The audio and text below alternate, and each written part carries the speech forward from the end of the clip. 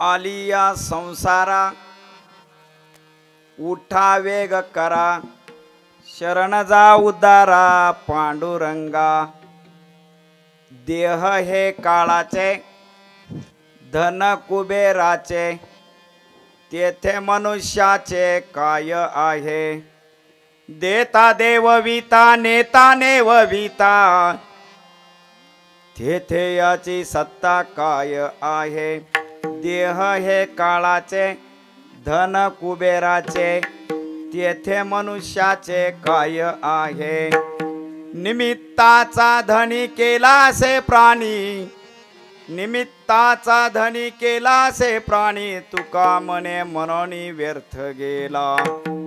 देह हे काळाचे धन कुबेराचे तेथे मनुष्याचे काय आहे।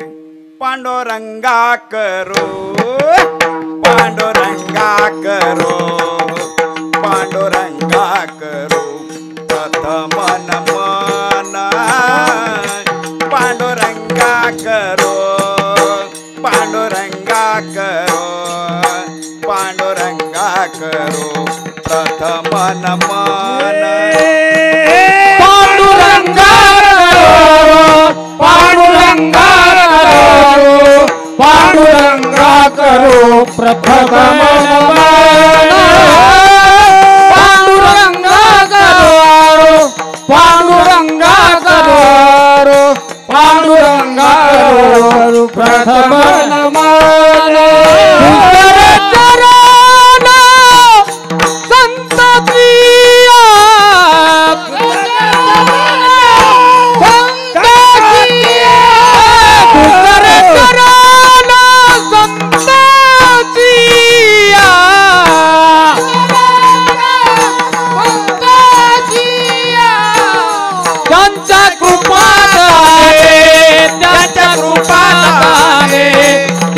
कृपादाने कथेचा विस्तारो त्यांच्या कृपादाने त्यांच्या कृपादाने त्यांच्या कृपादाने कथेचा विस्तार। त्यांच्या कृपादाने त्यांच्या कृपादाने त्यांच्या कृपादाने कथेचा विस्तार। त्यांच्या कृपादाने त्यांच्या कृपादाने त्यांच्या कृपादाने कथेचा विस्तार।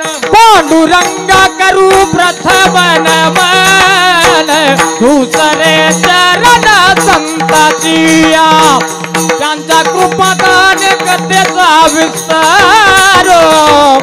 बाबाजी सद्गुरुदास तुका पांडुरंगा करू प्रथम नमन दुसरे चरण संताचिया दुसरे चरण संताचिया बाबाजी सद्गुरुदास।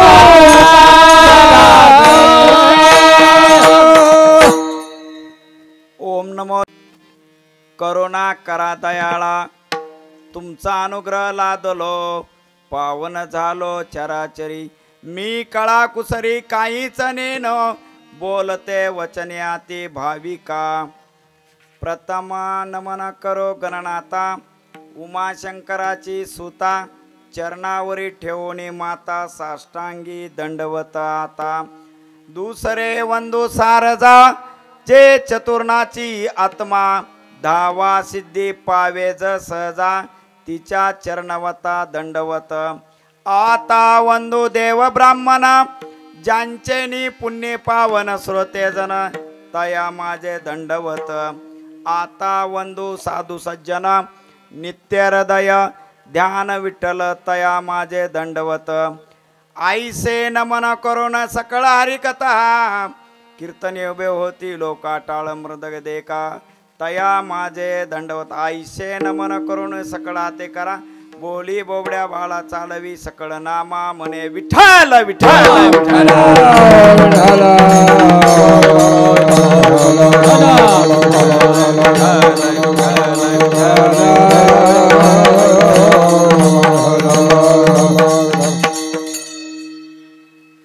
आलिया संसारा उठा वेग करा शरणचा उद्धारा पांडुरंगा देह हे काळाचे धन कुबेराचे तेथे मनुष्याचे काय आहे. प्रस्तुत कीर्तन रूपी सेवेसाठी घेतलेला अभंग जगद्गुरु जगदवंदनीय संत तुकाराम महाराज यांचा 4 चरणांचा सर्वांच्या पाठातला आणि ओठातला आणि गाथ्यामधला 3086 क्रमांकाचा आणि पेज क्रमांक 781 वर घेतलेला दुःखद प्रसंगापासून घेतलेला अभंग. कैलासवासी नाव काय त्यांचे? पार्वतीबाई कैलासवासी पार्वतीबाई ज्ञानोबा उगिले सौभाग्यवती यांच्या गंगा पूजनाच्या कार्यक्रमानिमित्त आयोजित केलेला हरी कीर्तन विठ्ठल विठ्ठल.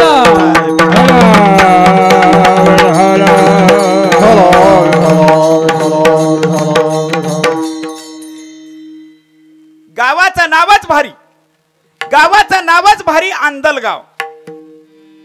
धार्मिक कार्यात कोणच ओढत नाही काडी म्हणून परमार्थाची जोरात धावते गाडी. विठ्ठल विठ्ठल विठ्ठल.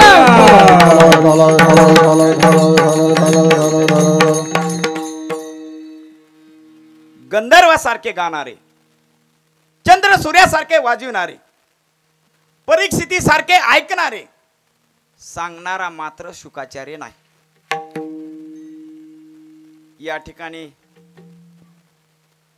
आमच्या लातूर जिल्ह्यामध्ये गाजलेले असे गान सम्राज्ञ गायक आदरणीय हनुमंत महाराज हिप्परकर. मला हनुमंत महाराजाबद्दल बोला वाटतं.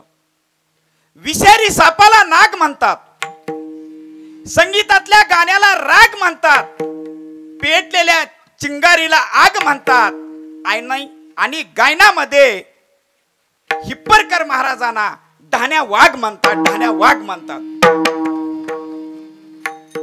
तसेच आमचे सूर तालमणी ज्यांनी महाराष्ट्रच नव्हे दिल्लीमध्ये गायन केलं, वाजवलं असे आमचे आदर्श गुरुजी उगिले गुरुजी यांच्याबद्दल मला 2 शब्द बोला वाटतात. बैल पाहावा खुरात, नदी पाहावी पुरात, गाणे ऐकावे स्वरात आणि उगिले महाराज पाहावे तालात. विठ्ठल विठ्ठल विठ्ठल.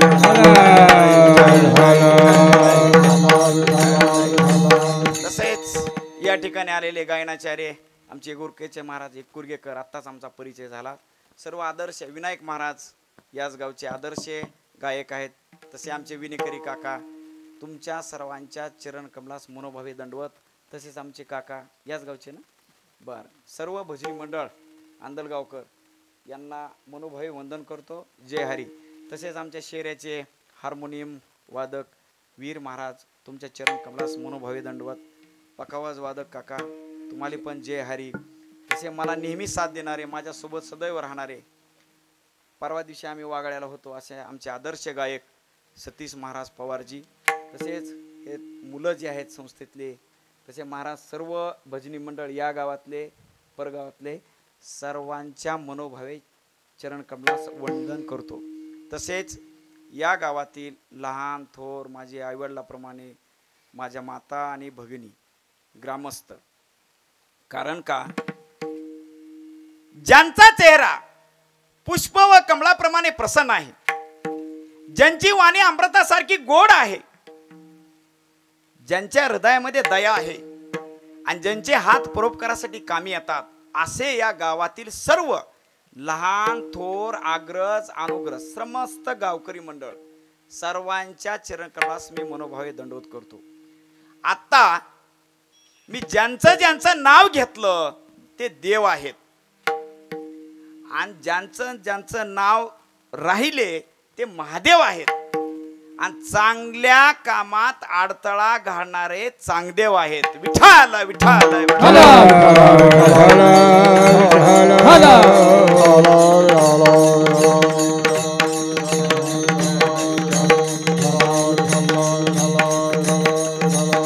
कैलासवासी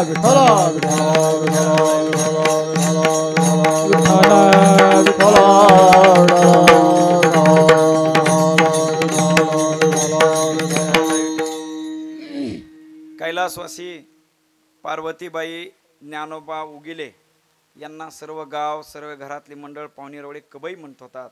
यांनी आज 13 दिवस झालं देह ठेवलेला आहे. त्यांच्या गंगा पूजनाच्या कार्यक्रमानिमित्त हा आयोजित केलेला कार्यक्रम आहे.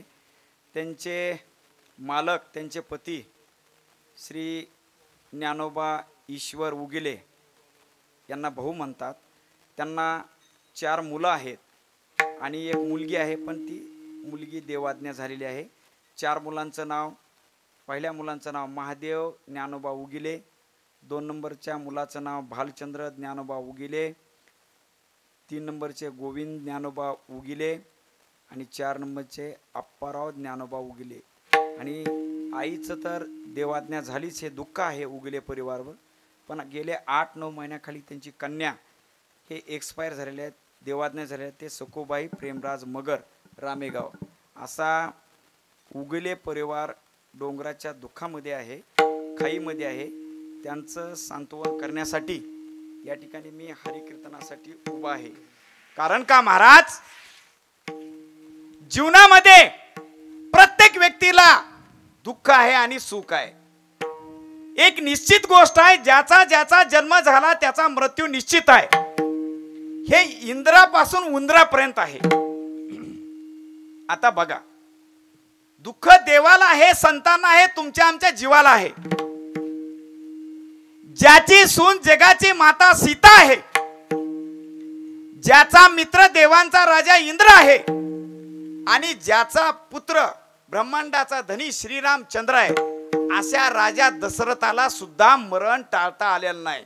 मरण अटळ आहे प्रत्येकाला. येते नाही बुरो आले अवतार, येते नाही बुरो आले अवतार, येते नाही बुरो आले अवतार, येते नाही बुरो आले अवतार.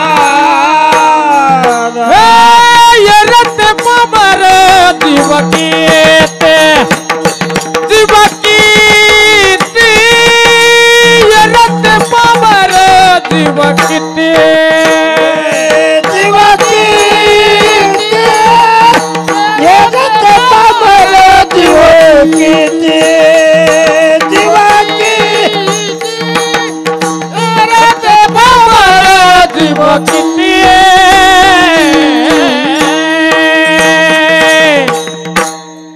महाराज, ब्रह्मदेवाच्या एका दिवसाला 14 इंद्र मरतात. दररोज ब्रह्म दिवसाच्या एका दिवसाला 14 इंद्र अमृत पेलेले दररोज मरतात. तुमच्या आमच्या सारखे तर चहा पिणारे किती मरत असतील. आता एक आहे, सरणात बदल आहे पण मरणामध्ये बदल नाही. कुणाचं सरण चंदनाचं आहे, कुणाचं गोऱ्याचं आहे, कुणाचं लाकडाचं आहे. आता बघा, मृत्यू निश्चित आहे. कुणाच्या गोऱ्या ओल्या आहेत, कुणाच्या कोरड्या आहेत, कुणाच्या गाडीमध्ये भरलेल्या आहेत, कुणाची गाडी गोऱ्याची प्रवासाला लागलेली आहे, कुणाच्या स्मशानामध्ये गाडी गोऱ्याची उलटलेली आहे, कुणाचं रचलेलं आहे आणि कुणाचं पेटलेलं आहे, पण निश्चित मृत्यू आहे. आता बघा महाराज, मरण सर्वांना आहे, पण मरावं कुणाला वाटतंय का? वाटतंय का मरावं? 110 वर्षाचे आजोबा जरी झाले आणि घरघरी जरी लागली तर मरावं वाटतंय का? नाही. बघा, अन्न सर्वांना हवाय, पोटाची खळगी भरण्यासाठी अन्न सर्वांना हवाय, पण शेतीमध्ये कष्ट करावे कुणाला वाटतंय का? पाणी सर्वांना हवाय, पण ग्रामपंचायतचा चालू असलेला नळ बंद करावा कुणाला वाटतंय का? अरे बाबा, उन्हाळ्यामध्ये झाडांची सावली सर्वांना हवी आहे, पण ग्रामपंचायतनं लावलेलं एखादं रोपटं, त्या रोपट्याला 2 घागरी खांद्यावर घालावे असे ग्रामपंचायतच्या सदस्याला किंवा ग्रामपंचायतच्या सभासदांना किंवा उमेदवारांना वाटतंय का? सून सर्वांना हवी आहे, पण मुलगी व्हावी कुणाला वाटतंय का? मला सांगा, खरं सांगा पकवाजी काका, समजा तुम्हाला एक मुलगा आहे मुलगी, घरी जर तुम्ही लातूरून येताना किडी किंवा सफरचंद आणले तर पहिल्यांदा प्रामाणिकपणे सांगा कुणाला देता? कुणाला देता? मुलाला का मुलीला? कुणाला देता? नाही नाही नाही खरं सांगा. नाही अगोदर कुणाला देता? अगोदर एकदाच नाही, असं करू नका. कुणाला देता काका? कुणाला देता सांगा मला. एक मुलगा आहे एक मुलगी आहे, सफरचंद आणले किंवा किडी आणले तर अगोदर कुणाला देता? मुलाला. बरोबर आहे. आता एक सांगा, ह्या जगामध्ये कुठल्याही जातीतली मुलगी कधी टपरीवरून सुपारी खाल्ली का? कधी वडिलाच्या गच्चीला धरलंय का मुलीनं ह्या जगात? मग मुलांना सर्व असताना एवढा लाड का आणि मुलीचा द्वेष का? बरं सांगा, एखाद्याला देवाज्ञा झाल्या कोण रडत येते हो? हा, मुलगी. बरोबर आहे. पण मी स्पष्ट बोलतो की मुलगा झाले की बँड लावून हलकी लावून साखर वाटतात, पेढे वाटतात, वाटतात की नाही? पण मुलगी झाल्यानंतर कोणी बँड लावून हलकी लावून साखर वाटली का? नाही. वा, छान, अभिनंदन ज्यांनी वाटलं त्यांचं. म्हणजे बघा की मुलगा आणि मुलगी यांचा द्वेष करू नका. कारण का सगळ्यात आईच्या नंतर फक्त मुलीला माया असते. मला हे सांगायचा मुद्दा. जगाच्या पाठीवर आज कबई वारल्यात, हे त्या घराला एवढं दुःख आहे, उगले परिवारांना, पाहुण्यांना दुःख आहे. कारण का आईची माया. अरे बाबा, ज्याची आई मरण पावली त्याच्या सुखाचा समुद्र कोरडा पडला. अरे जगामध्ये अशी एक बँक आहे जी बँक व्याजच घेत नाही, ती म्हणजे आईचं प्रेम. अरे पृथ्वीपेक्षा श्रेष्ठ आहे, स्वर्गापेक्षा उंच आहे, ती म्हणजे आईची छाया. अरे जगामध्ये असा एक देव आहे, जगामध्ये असा एक देव आहे, त्या देवाला नवस न करता सर्व काय देतो, ते म्हणजे आपली आई आणि वडील. सांगायचं तात्पर्य महाराज, ज्याचा जन्म झाला, एखाद्या माणसाचा जन्म झाला, त्याला श्वास असतो पण नाव नसतो. जन्मल्या श्वास असतो पण नाव नसतं. नंतर नाव ठेवतात घुगऱ्या घालून. बरोबर आहे. बघा, एखादा माणूस मरण पावला त्यावेळेस श्वास नसतो पण नाव असतं. जन्म आणि मृत्यू यांच्यातील अंतर म्हणजे आयुष्य. आयुष्य म्हणजे खेळ नव्हे, फुकट मिळालेला वेळ नव्हे. आयुष्य कोडा आहे, सोडवाल तितका थोडा आहे. सर्वत्र वैभव ईश्वराचे, अनु मात्र नाही वा जीवाचे. उघडेची यावे उघडेची जावे, हे विश्वची माझे घर. आईशी मते जयांची स्थिर, किंबहुना चराचरी आपणची झाला. बहु आज रथाचं एक चाक मोडून पडलेलं आहे. रथ आज मोडलेला आहे संसार रूपी, पण आमचे भाऊ परमार्थामध्ये असल्यामुळे त्यांच्या जीवनामध्ये आनंद आहे. महाराज, मला एकच म्हणायचंय, परमार्थामध्ये वय वाढलं की किंमत वाढते, पण संसारामध्ये वय वाढलं की किंमत कमी होते. दुसरी गोष्ट, आज कबई जाण्यामुळं 13 दिवस झालं उगले परिवार दुःखाच्या खाईमध्ये आहे, दुःखाच्या डोंगरामध्ये आहे. त्यांचं सांत्वन त्यांच्या गावातल्या लोकांनी, त्यांच्या सुनेचं, त्यांच्या मुलाचं, त्यांच्या नातवांचं, भाऊंचं, त्यांच्या मालकांचं, त्यांच्या पूर्ण परिवाराचं सांत्वन हे आपल्या पाहुणीने केलेलं आहे, गावातल्या व्यक्तीने केलेलं आहे, भाऊकीने केलेलं आहे. तर एकच आहे, कबई जाण्यामुळं अख्खा गावाला हळहळ आहे. कारण का त्यांची किर्दच असे आहे. प्रत्येक व्यक्ती, प्रत्येक स्त्री आणि पुरुष, लहान आबाल मूल सुद्धा डोळ्यामध्ये अश्रू ढाळतात. कारण का ही आमच्या कबईची कीर्ती आहे. म्हणून महाराज तुका उत्तमची बुरे कीर्ती मागे, हो हो, उत्तमची बुरे कीर्ती मागे, उत्तमची बुरे कीर्ती मागे, उत्तमची बुरे कीर्ती मागे. म्हणे का मरणाची सरे, तुका म्हणे का मरणाची सरे, उत्तमाची बुरे कीर्ती मागे, हो, उत्तमाची बुरे कीर्ती मागे. म्हणे का मरणाची सरे, तुका म्हणे मरणाची सरे उत्तमाची मुले उत्तमाची मुले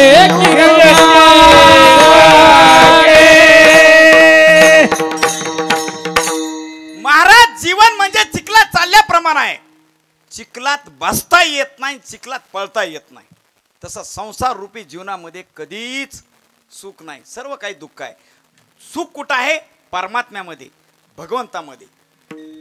बघा, जो 1 वर्षाचा विचार करतो तो धान्य पेरतो, जो 10 वर्षाचा विचार करतो तो झाडे लावतो, आणि जो आयुष्याचा विचार करतो तो माणसं जोडतो. आणि जी माणसं जोडतात ती जीवनामध्ये यशस्वी होतात. आमच्या कबईनं माणसं जोडलेले आहेत म्हणून आसरांच्या ढाळ्यात येतात. म्हणून तुका म्हणे एका मरण्याची सरी. दिलेलं प्रमाण बरोबर आहे. दुसरी गोष्ट महाराज, एकदा जर घोरपडीनं पाणी पिलं तर 1 वर्ष घोरपडला पाणी प्यायची गरज नाही. एकदा जर उंदरानं पाणी पिलं तर 6 महिने उंदराला पाणी प्यायची गरज नाही. एकदा जर उंटानं पाणी पिलं तर 3 महिने उंटाला पाणी प्यायची गरज नाही. पण पाण्यातला मासा पाण्याशिवाय 1 मिनिट राहू शकतो का? तसा माझा भक्त देवाशिवाय 1ही मिनिट राहू शकत नाही. भक्त कोणाला मानतात? जो देवापासून विभक्त होत नाही, जो देवापासून वेगळा होत नाही, त्याला भक्त मानतात. म्हणून सुख कुठं आहे? या भगवंतामध्ये आहे, या संसारामध्ये नाही. सुख नाही कोठे आली या संसारा, सुख नाही कोठे आली या संसारा, सुख नाही कोठे आली या संसारा, माझी कोठे आली सुख नाही कोठे आली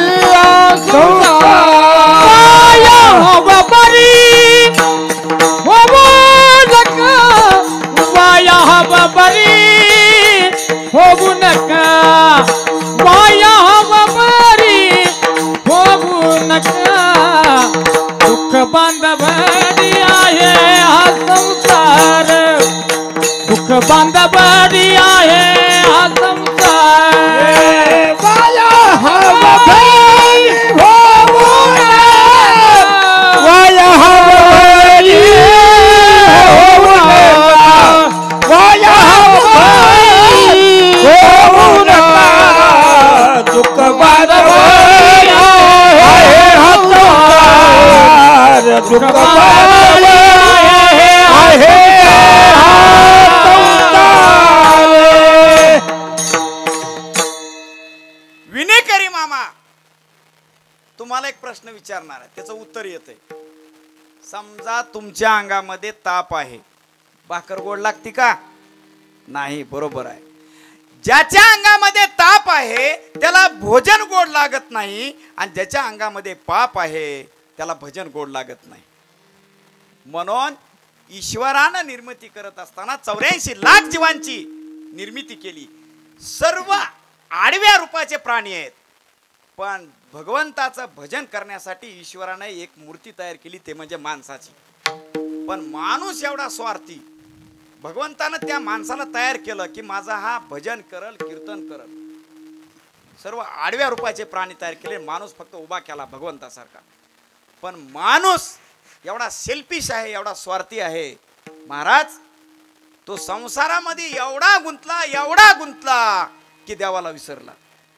मग देव म्हणले ठीक आहे, मी तुला दिलंय माझं भजनसाठी, माझं पूजा अर्चा करशील, पण तू संसारामध्ये एवढा गुंतलेला आहेस की बस. म्हणून त्या भगवंताने माणसाला एक शाप दिला की या संसारामध्ये तू कधीच सुखी राहणार नाहीस. मग तो माणूस रडू लागला आणि तो गेला संताकड, तुकाराम महाराजाकड, आणि म्हणला की मी एवढा संसार चांगला करत होतो, पण देवाने मला असा शाप दिला की संसारामध्ये तू सुखी राहणार नाहीस. मग मध्यस्थी तुकाराम महाराजांनी केली. संतच कधी मध्यस्थी करतात. आणि देवाकडे गेले, म्हणले ते खूप रडायला लागले, तुम्ही त्याला जन्म दिला म्हणले माणसाचा, आणि थोडं जरा की तुम्ही असं म्हणा. देवाला विनंती केली तुकाराम महाराजांनी की तू संसार कर, आणि संसार करत करत परमात्मा कर. मग तडजोड झाली. देव म्हणले ठीक आहे तुकाराम महाराज, तुम्ही मध्यस्थी केली, पण दोन्ही मुद्दे बरोबर आहेत. प्रपंच करायचा आणि नंतर परमात्मा काढायचा. संसारी असावे असुनी नसावे भजन करावे वेळुवेळा भजन करावे वेळुवेळा असली नसावे भजन करावे वेळुवेळा भजन करावे वेळुवेळा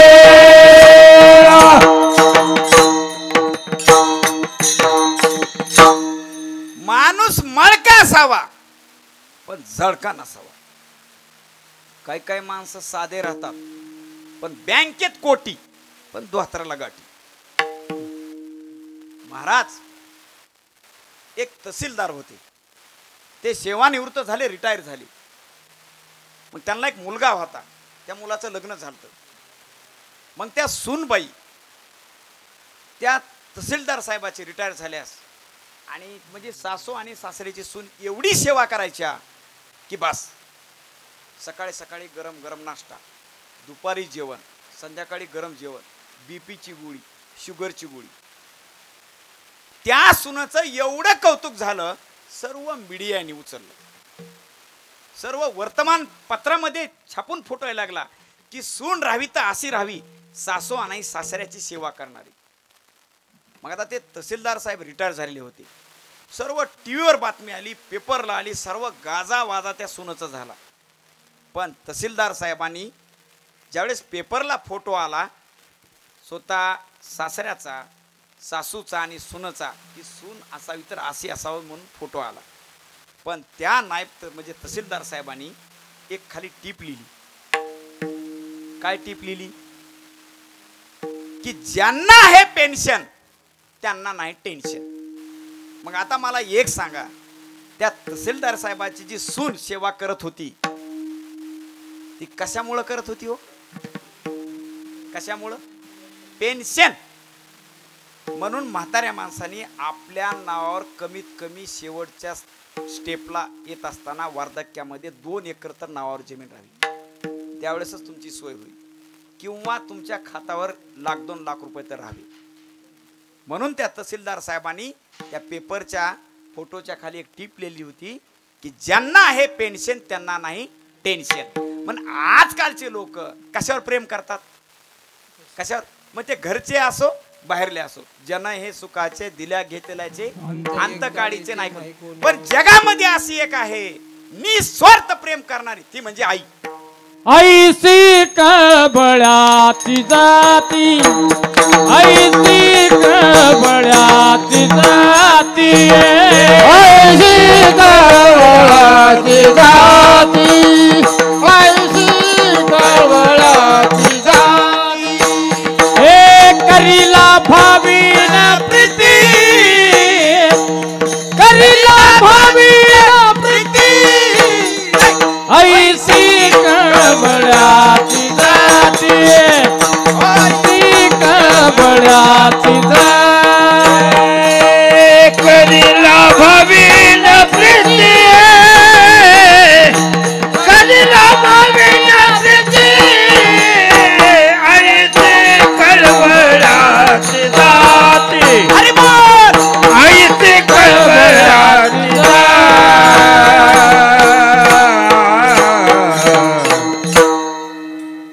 महाराज, ज्याच्याकडे प्रगतीचा पंख आहे त्याला संगती महत्वाची आहे. मासी जर भाजी मोजण्याच्या तराजवर बसली तर काही फरक पडत नाही, पण तीच मासी सोने मोजण्याच्या तराजवर बसली तर तिची किंमत 10,000 होते. म्हणून आपण कुणामध्ये बसायचं याच्यावर आपली किंमत आहे. मला एक सांगा महाराज, कुठली बी गोष्ट विनम्रपणे जर वागला तर तुमचं सक्सेस आहोत तुम्ही, हेच तुमच्यापाशी आहे. आणि तुम्ही जर बघा 3 गोष्टीचा गर्व होऊ द्यायचा नाही. 3 गोष्टी जपून वापरा. कोणकोणत्या गोष्टी जपून वापरा? नंबर 1 अंगातली ताकद, नंबर 2 खिशातला पैसा आणि नंबर 3 आयुष्यातली वेळ. अरे अंगातली ताकद भांडणामध्ये खर्च करू नका. खिशातला पैसा कुठेही व्यसनामध्ये खर्च करू नका.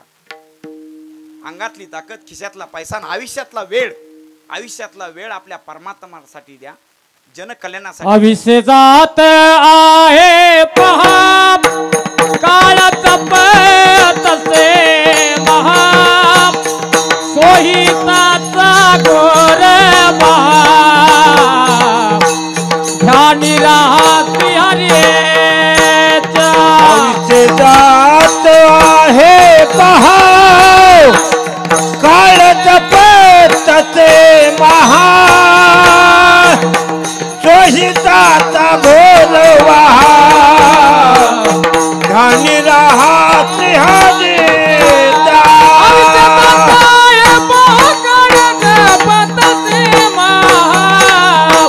सोहिताचा घोर महादानी रात्री हरीचा.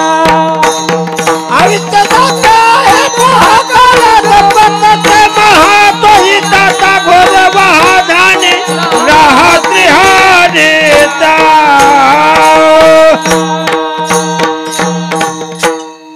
महाराज 4 गोष्टीचा निश्चित फायदा आहे, 4 गोष्टीचं पुण्यकर्म मिळतं. नंबर 1, गाईला पाजलेलं पाणी कधीच वाया जात नाही, त्याला पुण्यच मिळणार.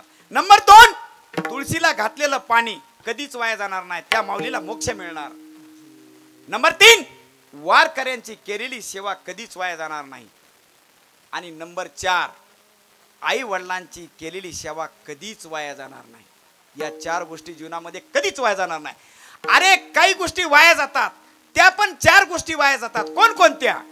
वृत्ता वृष्टी समुद्रेषु, वृत्ता तृप्तस्य भोजनम, वृत्ता दानम दीपोपीच, वृत्ता दीपो दिवापीच.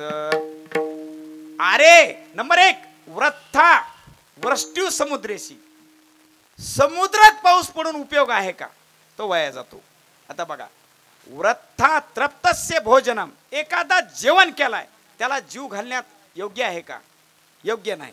ज्याला भूक लागली त्याला जीव घाला. तिथं एखादा श्रीमंत माणूस आहे, तो भरपूर जेवलेला आहे, त्याला बळण आग्रह करून जीव घालण्यात निरर्थकपणा आहे. बघा, एखादा श्रीमंत माणूस आहे, कोट्याधीश आहे आणि तुम्ही त्याला आर्थिक मदत करताल, ही सुद्धा वाय आहे. आणि नंबर 4, दिवसा दिवा हा सुद्धा वाय आहे. आता बघा, म्हणून जीवनामध्ये येऊन महापुरे झाडे जाती तेथे लव्हाळे वाचती, विनम्रप्रमाणे जीवन जगा. संत माझे कुणाच्याही अंगावर जात नाहीत, विनम्रपणे. कारण का? एखाद्या व्यक्तीला, संताला कुणी किती जरी मोठमोठ्या शिव्यांची बकेट जरी उलटली तर माझे संत कुणाला परत शिवीगाळ करत नाहीत, ते विठ्ठल विठ्ठलच म्हणणार. म्हणून महापुरे झाडे जाती तेथे लव्हाळे वाचती. म्हणून देवाला कधी बी शरण गेलालं, जो देवाला शरण जातो त्याचं मरण टळतं. अभंगाचं पहिलं चरण. आलिया संसारा उठावे गगरा, आलिया संसारा उठावे गगरा. आलिया संसारा उठावे गगरा, आलिया संसारा उठावे गगरा. चरण कबूतरा, चरण कबूतरा, पांडुरंगा पांडुरंगा देह काळाचे धन कुबीराचे, देह काळाचे धन कुबीराचे. हे चरण जावो दादा, चरण जावो दादा, पांडुरंगा देह काळाचे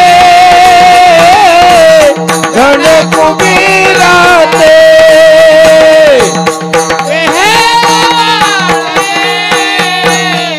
धन कुबीराचे.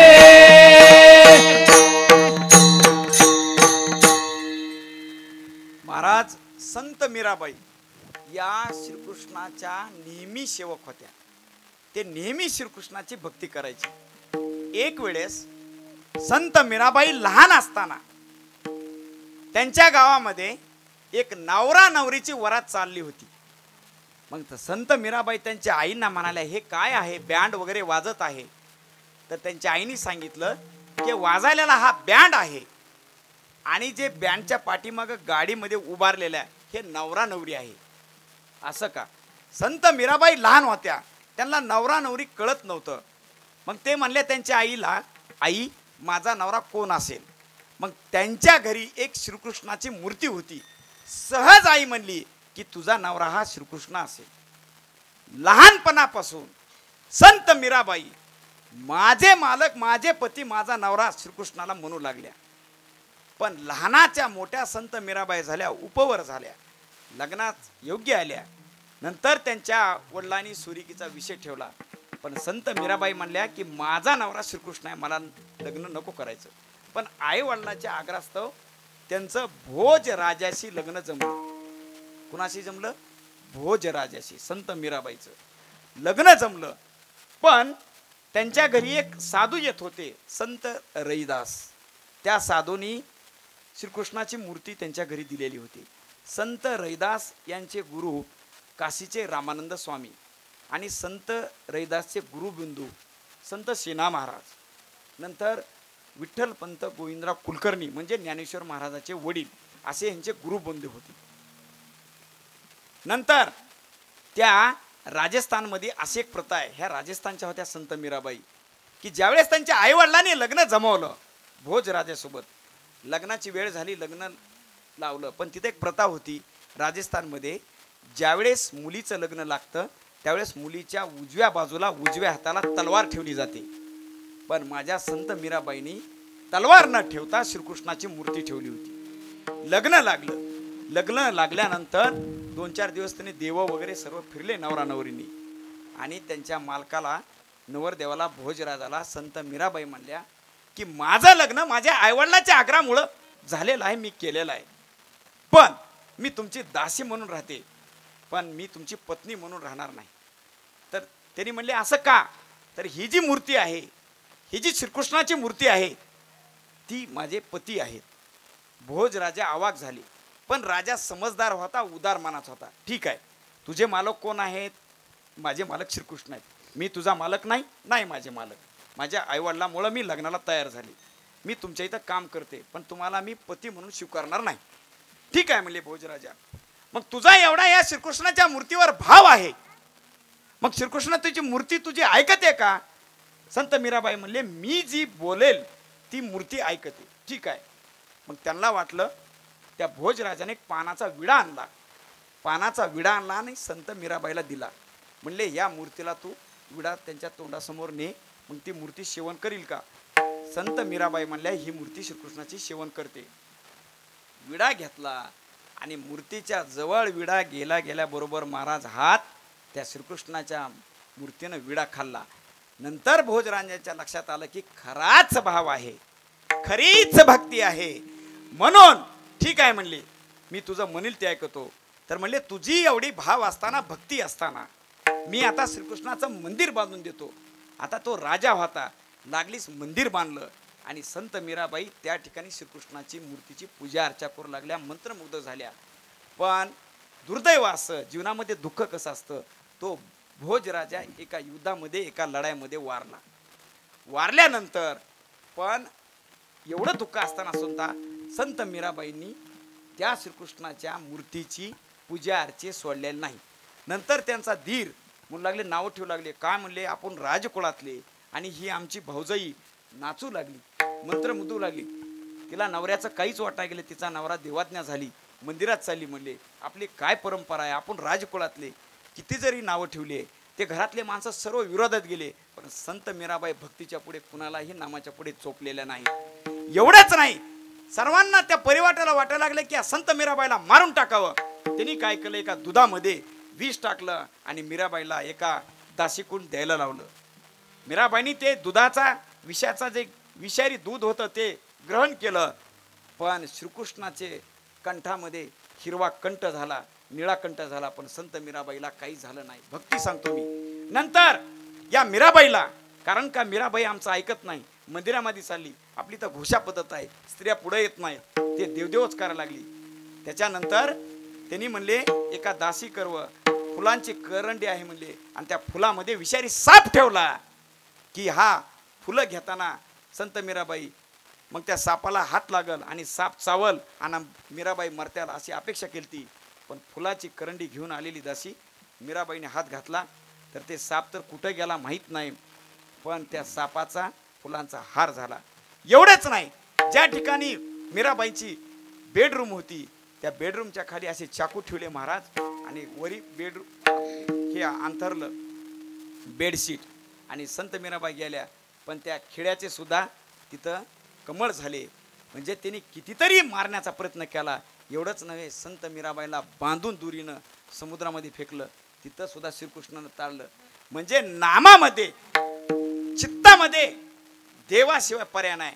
म्हणजे परमार्थामध्ये चित्त पाहिजे, शरीरामध्ये पित्त पाहिजे, संसारामध्ये वित्त पाहिजे, आणि बाजारामध्ये पत्त पाहिजे. म्हणून तुमची भक्ती थोर पाहिजे. तर काय आहे, हा जो देह आहे तो देह ह्या ईश्वरानं देवे दिला देह भजना गुमट, देवे दिला दे भजना गुमटा, देवे दिला दे भजना गुमटा, भजना गुमटा देवे दिला दे भजना गुमटा, तोई झाला फाटा बालिकेचा, तोई झाला फाटा बालिकेचा, देव दिला दे भजना गुमटा, देव दिला दे भजना गुमटा. झाला फाटा बालिकेचा, तोया झाला फाटा बालिके, देव दिला दे भजना गुमटा, देव दिला दे भजना गुमटा. महाराज संत जनाबाई यांचा जन्म कसा झाला? संत जनाबाई यांच्या वडिलाचं नाव दमा आणि त्यांच्या आईचं नाव करुण. मग हे दमा आणि करुण, संत जनाबाईचे आई वडील, यांना बरेच दिवस मूल नव्हतं, पण ते पंढरपूरला पंढरीच्या वारीला जायचे, पंढरीची वारी करायचे. कित्येक झालं, 10 वर्ष झालं, 20 वर्ष झालं लग्नाला, पण मुलंच नाही. त्यांनी एकच देवाकडे मागणं केलं की हे पांडुरंगा, या जगामध्ये आम्हाला काही नको, पण आम्ही जशी तुझी सेवा करतात तशी तुझी सेवा चालू ठेवण्यासाठी आम्हाला एखादा काहीतरी पुत्ररत्न दे, काहीतरी आपत्ती दे. देवांना कळवळा आला आणि देव म्हणले ठीक आहे. पांडुरंग माझे त्या करुण आणि दमा संत जनाबाईच्या आई वडिलाच्या स्वप्नामध्ये गेले आणि भगवंतांनी त्यांना सांगितलं, तुम्हाला एक अशी कन्यारत्न देतो की या त्रिभुवनामध्ये असा म्हणजे कन्या देतो की त्रिभुवनामध्ये त्या त्रिलोकामध्ये तिचं नाव अजरामर राहील,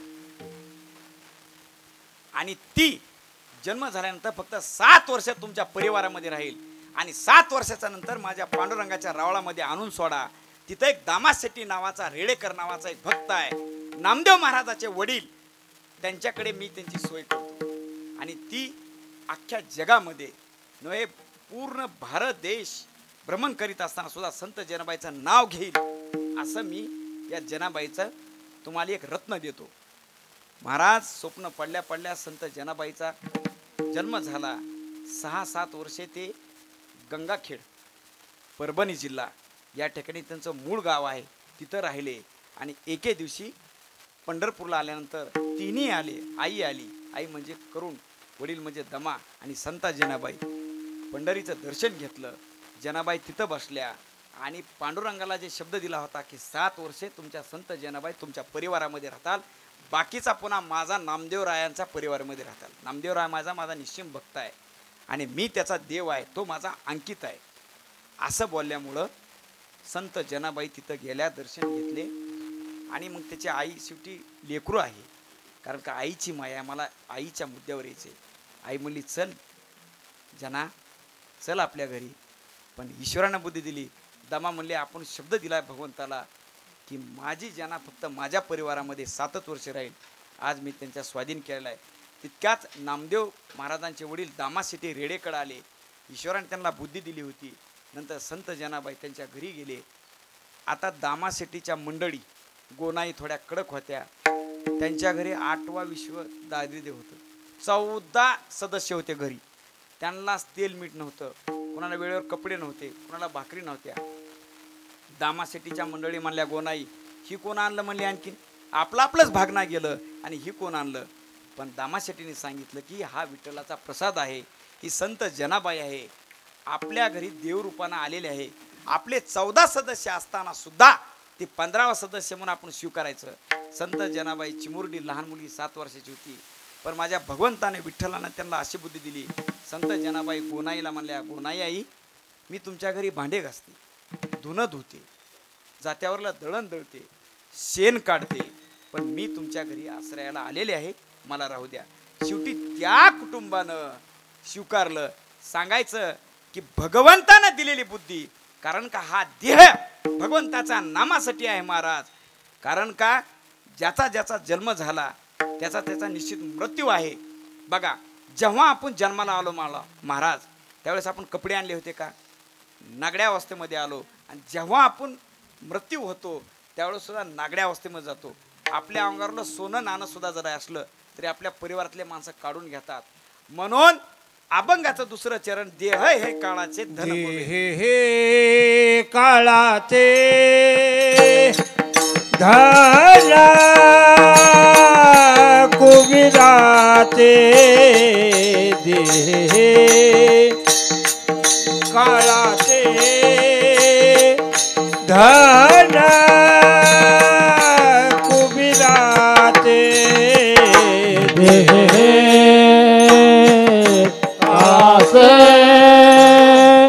धन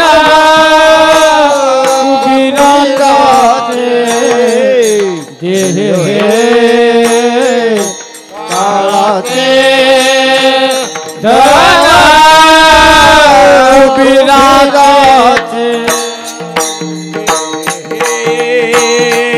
काळाचे धन कुबिराचे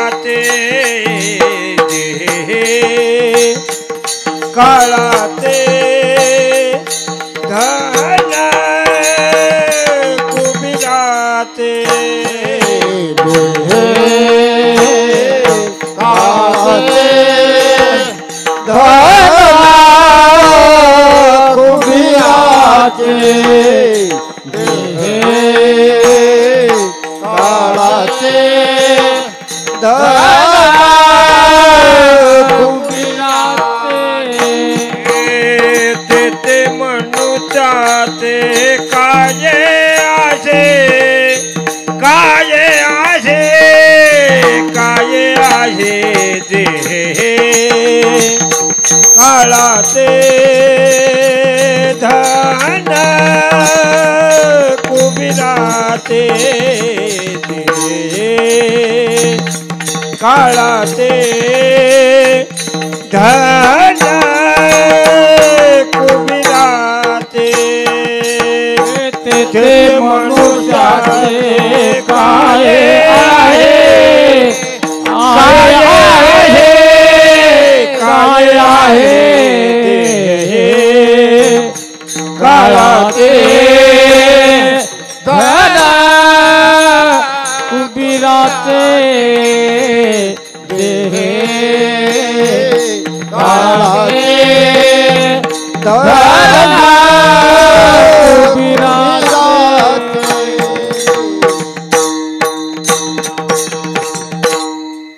महाराज खिसेचा सल्ला घेऊन जिबेचे लाड पुरवा, काहीच कमी पडत नाही.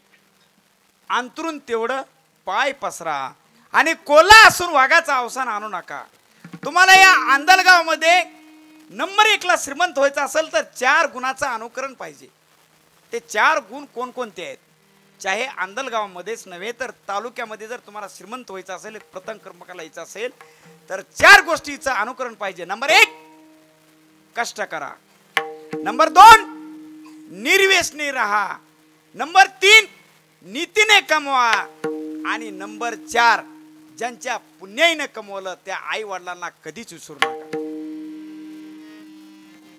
बघा महाराज, आई वडिलांना जीवनामध्ये कधीच विसरायचं नाही. कारण का संत सावतामाळी कधीच पंढरपूरला गेले नव्हते, कधीच काशीला गेले नव्हते. कारण का ते आपल्या आई वडिलाला, आपल्या वडिलाला पांडुरंग मानायचे आणि आईला रखुमाई मानायचे की माझ्या घरीच हे मंदिर आहे, माझ्या घरीच पांडुरंग आहे. सावतामाळी मानायचे कशाला जाताय दूर, आपल्या घरीच पंढरपूर. महाराज, कारण का मी सांगितलं की निर्व्यसनीपणा किती महत्वाचा आहे. कारण का व्यसनामध्ये काय होतं महाराज, एक दारू पिणारा मुलगा होता, त्याचं लग्न झालं होतं आणि तो दारू पिऊन घरी आला आणि त्याच्या बायकोला म्हणू लागला, अगं ए कारभारीन, मी जर या गावाचा सरपंच झालो तर अख्खं गाव बदलेन. ती त्यांची मंडळी म्हणली, अगोदर तुम्हाला चलायलंय का बघा, सरपंच व्हायचं स्वप्न बाळगू नका. लगेच तो पिणारा व्यक्ती म्हणला, त्या मंडळीचा नवरा म्हणाला, अगं मी महाराष्ट्राचा मुख्यमंत्री झाला तर अख्खा महाराष्ट्र बदलून टाकेन. ती म्हणली, बर असं आहे का? अगं तुम्हाला काय कमी समजते, मी जर देशाचा पंतप्रधान झालो तर अख्खा देश बदलून टाकीन. त्यांची बायको म्हणली त्या महाशयाची, काकांची, अहो तुम्ही एवढे पेलात, तुम्हाला कळत नाही काय बोल लागलात. हो मला कळतंय, मी सगळं बदलून टाकीन, देश बदलून टाकीन. अहो काय देश बदलता तुम्ही, लुंगी समजून माझा फडका घातला ती आगुर बदला. विठाल विठाल विठाल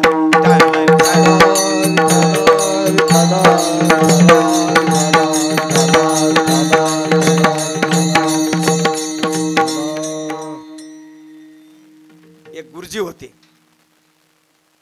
आणि ते गुरुजी विद्यार्थ्याला प्रश्न केला. ते गुरुजी बी जरा दांडच होते. या टेबलाची लांबी 1 मीटर तर माझं वय किती? आता त्या टेबलाच्या लांबीचं वयाचं काय आहे का? ती छोटे छोटे मुले 5वी 6वीची आता ती निमूटपणे ऐकायला लागले. हे कळालं का रे? हो सर कळालं. काय कळालं? या टेबलाची लांबी 1 मीटर तर तुमचं वय किती? मग एक मुलगा एवढा ढ होता, जर वर्षी 2 वर्षानं पास व्हायचं, नापास व्हायचं. कधीच पहिल्या ह्याच्यामध्ये तो पास झाला नाही. 2-2 वर्ष नापास व्हायचा, मुक्काम टाकायचा. त्यानं हातवरी केला आणि जे हुशार मुलं होते त्यांनी माना खाली घातल्या. त्यानं हातवरी केला की गुरुजीला आश्चर्य वाटलं की हा बाळूनं कधीच हातवरी केला ना आज केला. म्हणजे बाळू तुला प्रश्न माझा कळाला? हो सर म्हणला, मला असलेच प्रश्न कळते तर तुम्ही आजच विचारला म्हणला. कळालं? हो. काय कळालं? तुम्ही म्हणला की या टेबलाची लांबी 1 मीटर तर तुमचं वय किती? हा किती आहे माझं वय? म्हणला 42. खरंच गुरुजीचं वय 42 होते. गुरुजी अवाक झाले. म्हणजे कसं काय कळालं? म्हणजे आपल्याला असलंच कळतंय. कोणतं सूत्र वापरलं? हो वापरलं म्हणला सूत्र, आमच्या घरचंच वापरलं म्हणला. सांग म्हणले कोणतं सूत्र वापरलं? म्हणला कसं आहे म्हणला, गुरुजी माझा एक चुलत भाऊ आहे, त्याचं वय आहे 21. माझा एक चुलत भाऊ आहे, त्याचं वय आहे 21.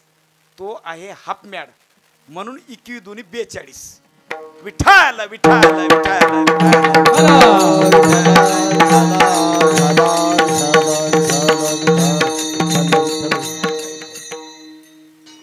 एक भजनी होते आणि ती भजनी काका सारखं भजनी मालिका घ्यायचे, ज्ञानेश्वरी घ्यायचे, गाथा घ्यायचे आणि वाचायचे.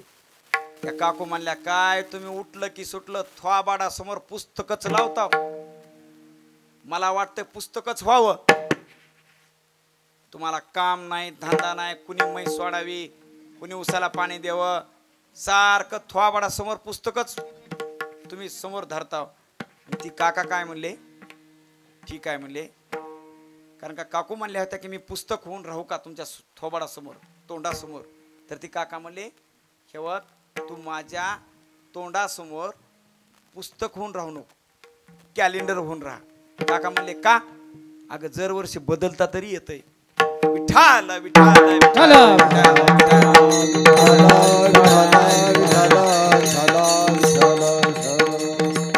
संत जनाबाई ज्या ज्या वेळेस संत जनाबाई भक्ती करू लागल्या, पंढरीचा पांडुरंग संत जनाबाईच्या गोठ्यातलं शेण काढत असताना सुद्धा शेण काढायला मदत करू लागली.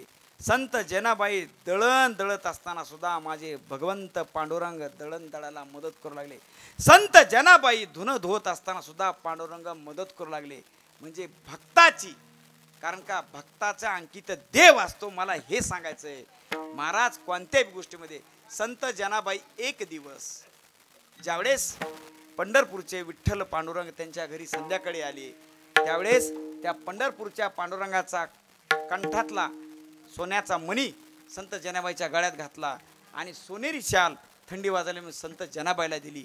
पण योगागा नाही, रात्र झाली, उशीर झाला, काकड्याची वेळ झाली, म्हणून ते सोन्याचा कंठी कौस्तुभ मणी सुद्धा जनाबाईच्या गळ्यात राहिला आणि सोनेरी शाल सुद्धा पितांबर सुद्धा राहिला.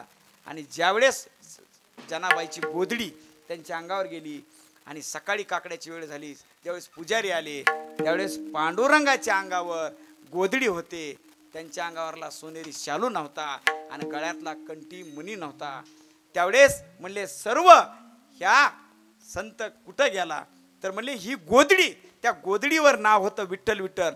अरे ही गोधडी फक्त त्या जनाबाईचीच आहे, चला म्हणले जनाबाईच्या घरी. जनाबाईच्या घरी आले सर्व बडवे पुजारी. तर काय बघता महाराज, त्या जनाबाईच्या अंगावर तो कंठी कौस्तुभ मणी सुद्धा होता आणि माझ्या पांडुरंगाची सोनेरी शाल सुद्धा होती. म्हणले ह्याच जनाबाईने चोरी केलेले. म्हणले एवढे कुलप लावत असताना सुद्धा, कुलप लागलेले असताना सुद्धा जनाबाई कशी आत गेली? म्हणले हिनंच चोरलंय, द्या म्हणले हिला सुळावर. सूळ तयार केला महाराज, पण शेवटी जनाबाईला तिथं आणलं लोकांनी, त्या सर्व मंडळांनी, त्या ट्रस्टीच्या ब्राह्मण पुजाऱ्यांनी, आणि सुळावर उभा केलं. पण माझ्या पांडुरंगाला काळजी संत जनाबाईची. पांडुरंगाच्या लक्षात आलं की माझ्या या संत जनाबाईवर आता फाशीची वेळ आलेली आहे, सुळावर जायची वेळ आलेली आहे, तिचा मृत्यू आता ओढावलेला आहे.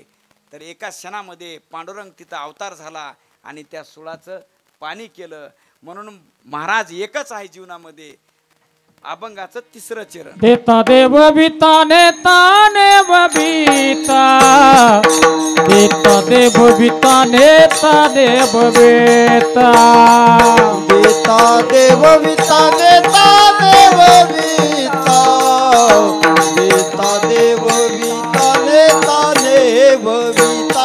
त्याची सत्ता काय आहे, त्याची सत्ता काय आहे, त्याची सत्ता काय आहे.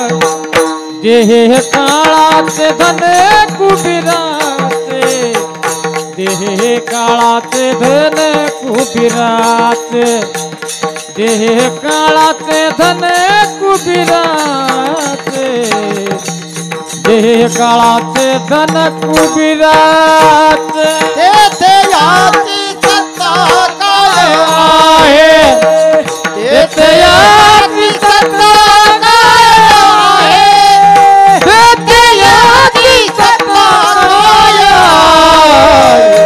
देह हे काळाचे धन कुबीराचे, देह हे काळाचे धन कुबीराचे, हे काळाचे धन कुबीराचे, देह काळाचे धन कुबीराचे.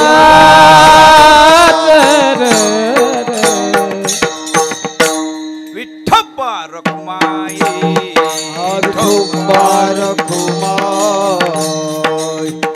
जय जय विठोबा विठोबा रखुमाई, विठोबा रखुमाई, जय विठोबा रखुमाई, जय विठोबा रखुमाई, विठोबा रखुमाई, जय विठोबा रखुमाई, विठोबा रखुमाई, विठोबा रखुमाई, विठोबा रखुमाई, जय विठोबा रखुमाई, विठोबा रखुमाई, जय जन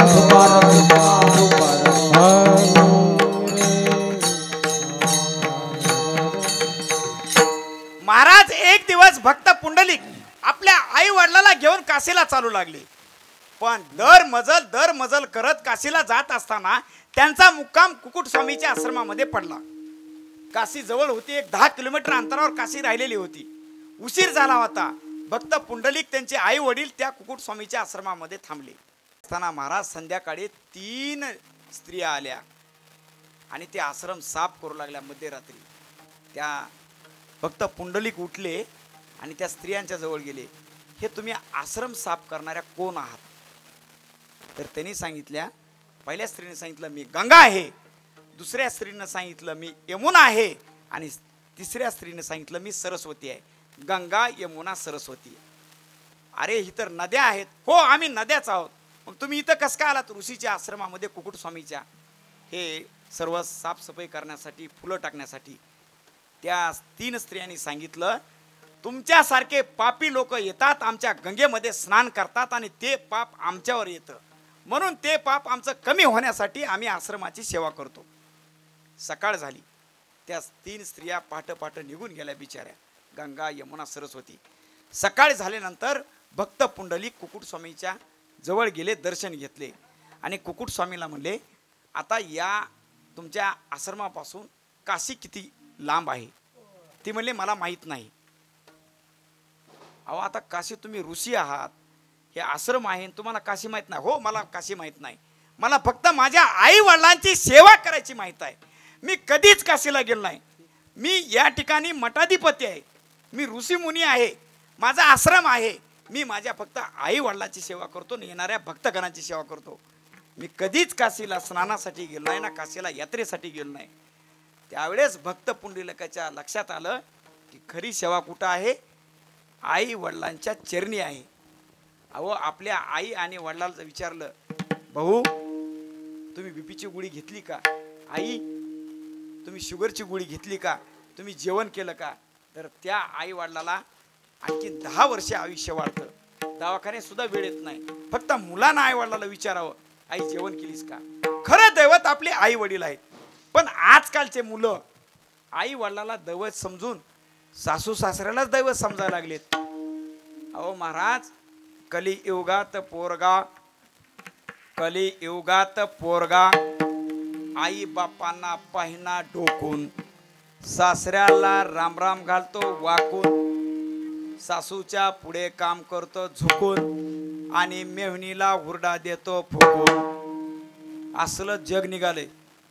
अहो आपल्या संप्रदायामध्ये वैष्णवामध्ये आहे पुत्र व्हावा ऐसा गुंडा, पुत्र व्हावा ऐसा गुंडा, त्याचा त्रिलोकी झेंडा, त्याचा त्रिलोकी झेंडा, त्याचा त्रिलोकी झेंडा. पुत्र व्हावा ऐसा गुंडा, ज्याचा त्रिलोकी झेंडा, ज्याचा त्रिलोकी झेंडा, ज्याचा त्रिलोकी झेंडा.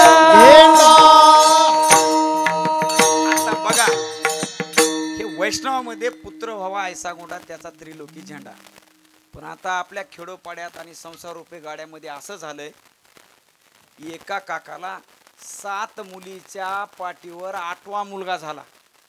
बघा 7 मुलीच्या पाठीवर 8वा मुलगा झाला त्या काकांना.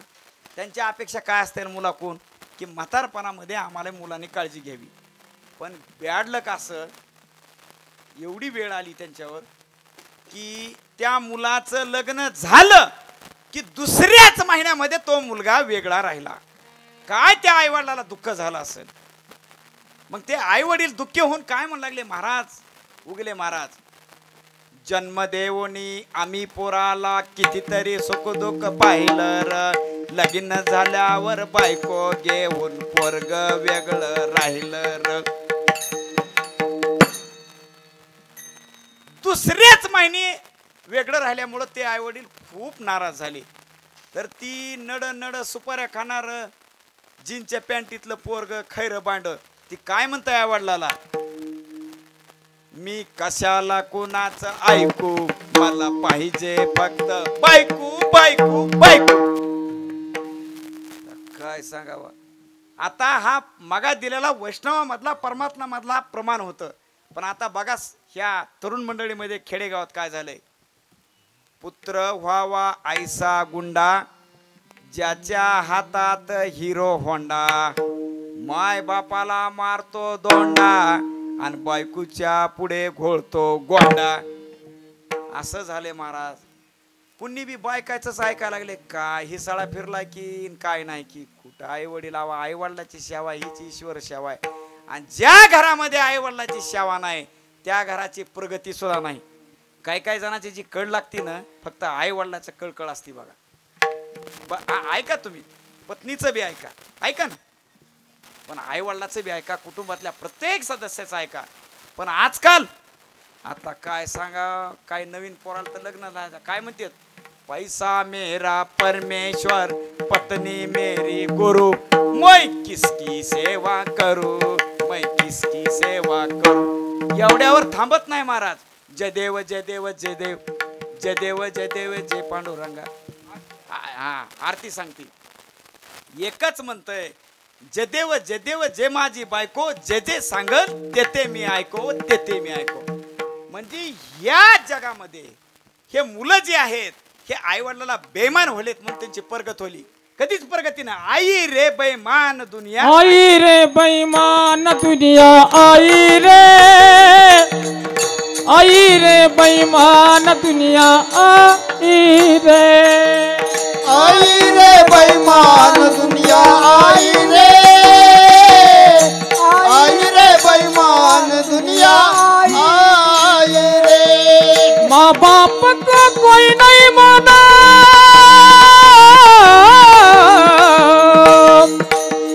माँ बाप को कोई नहीं माना, औरत का बहुमान रे. आई रे बेईमान दुनिया, आई रे, आई रे बेईमान दुनिया, आई रे, आई रे बेईमान दुनिया, आई रे, आई रे बेईमान दुनिया, आई रे. साधु संत को कोई नहीं माना,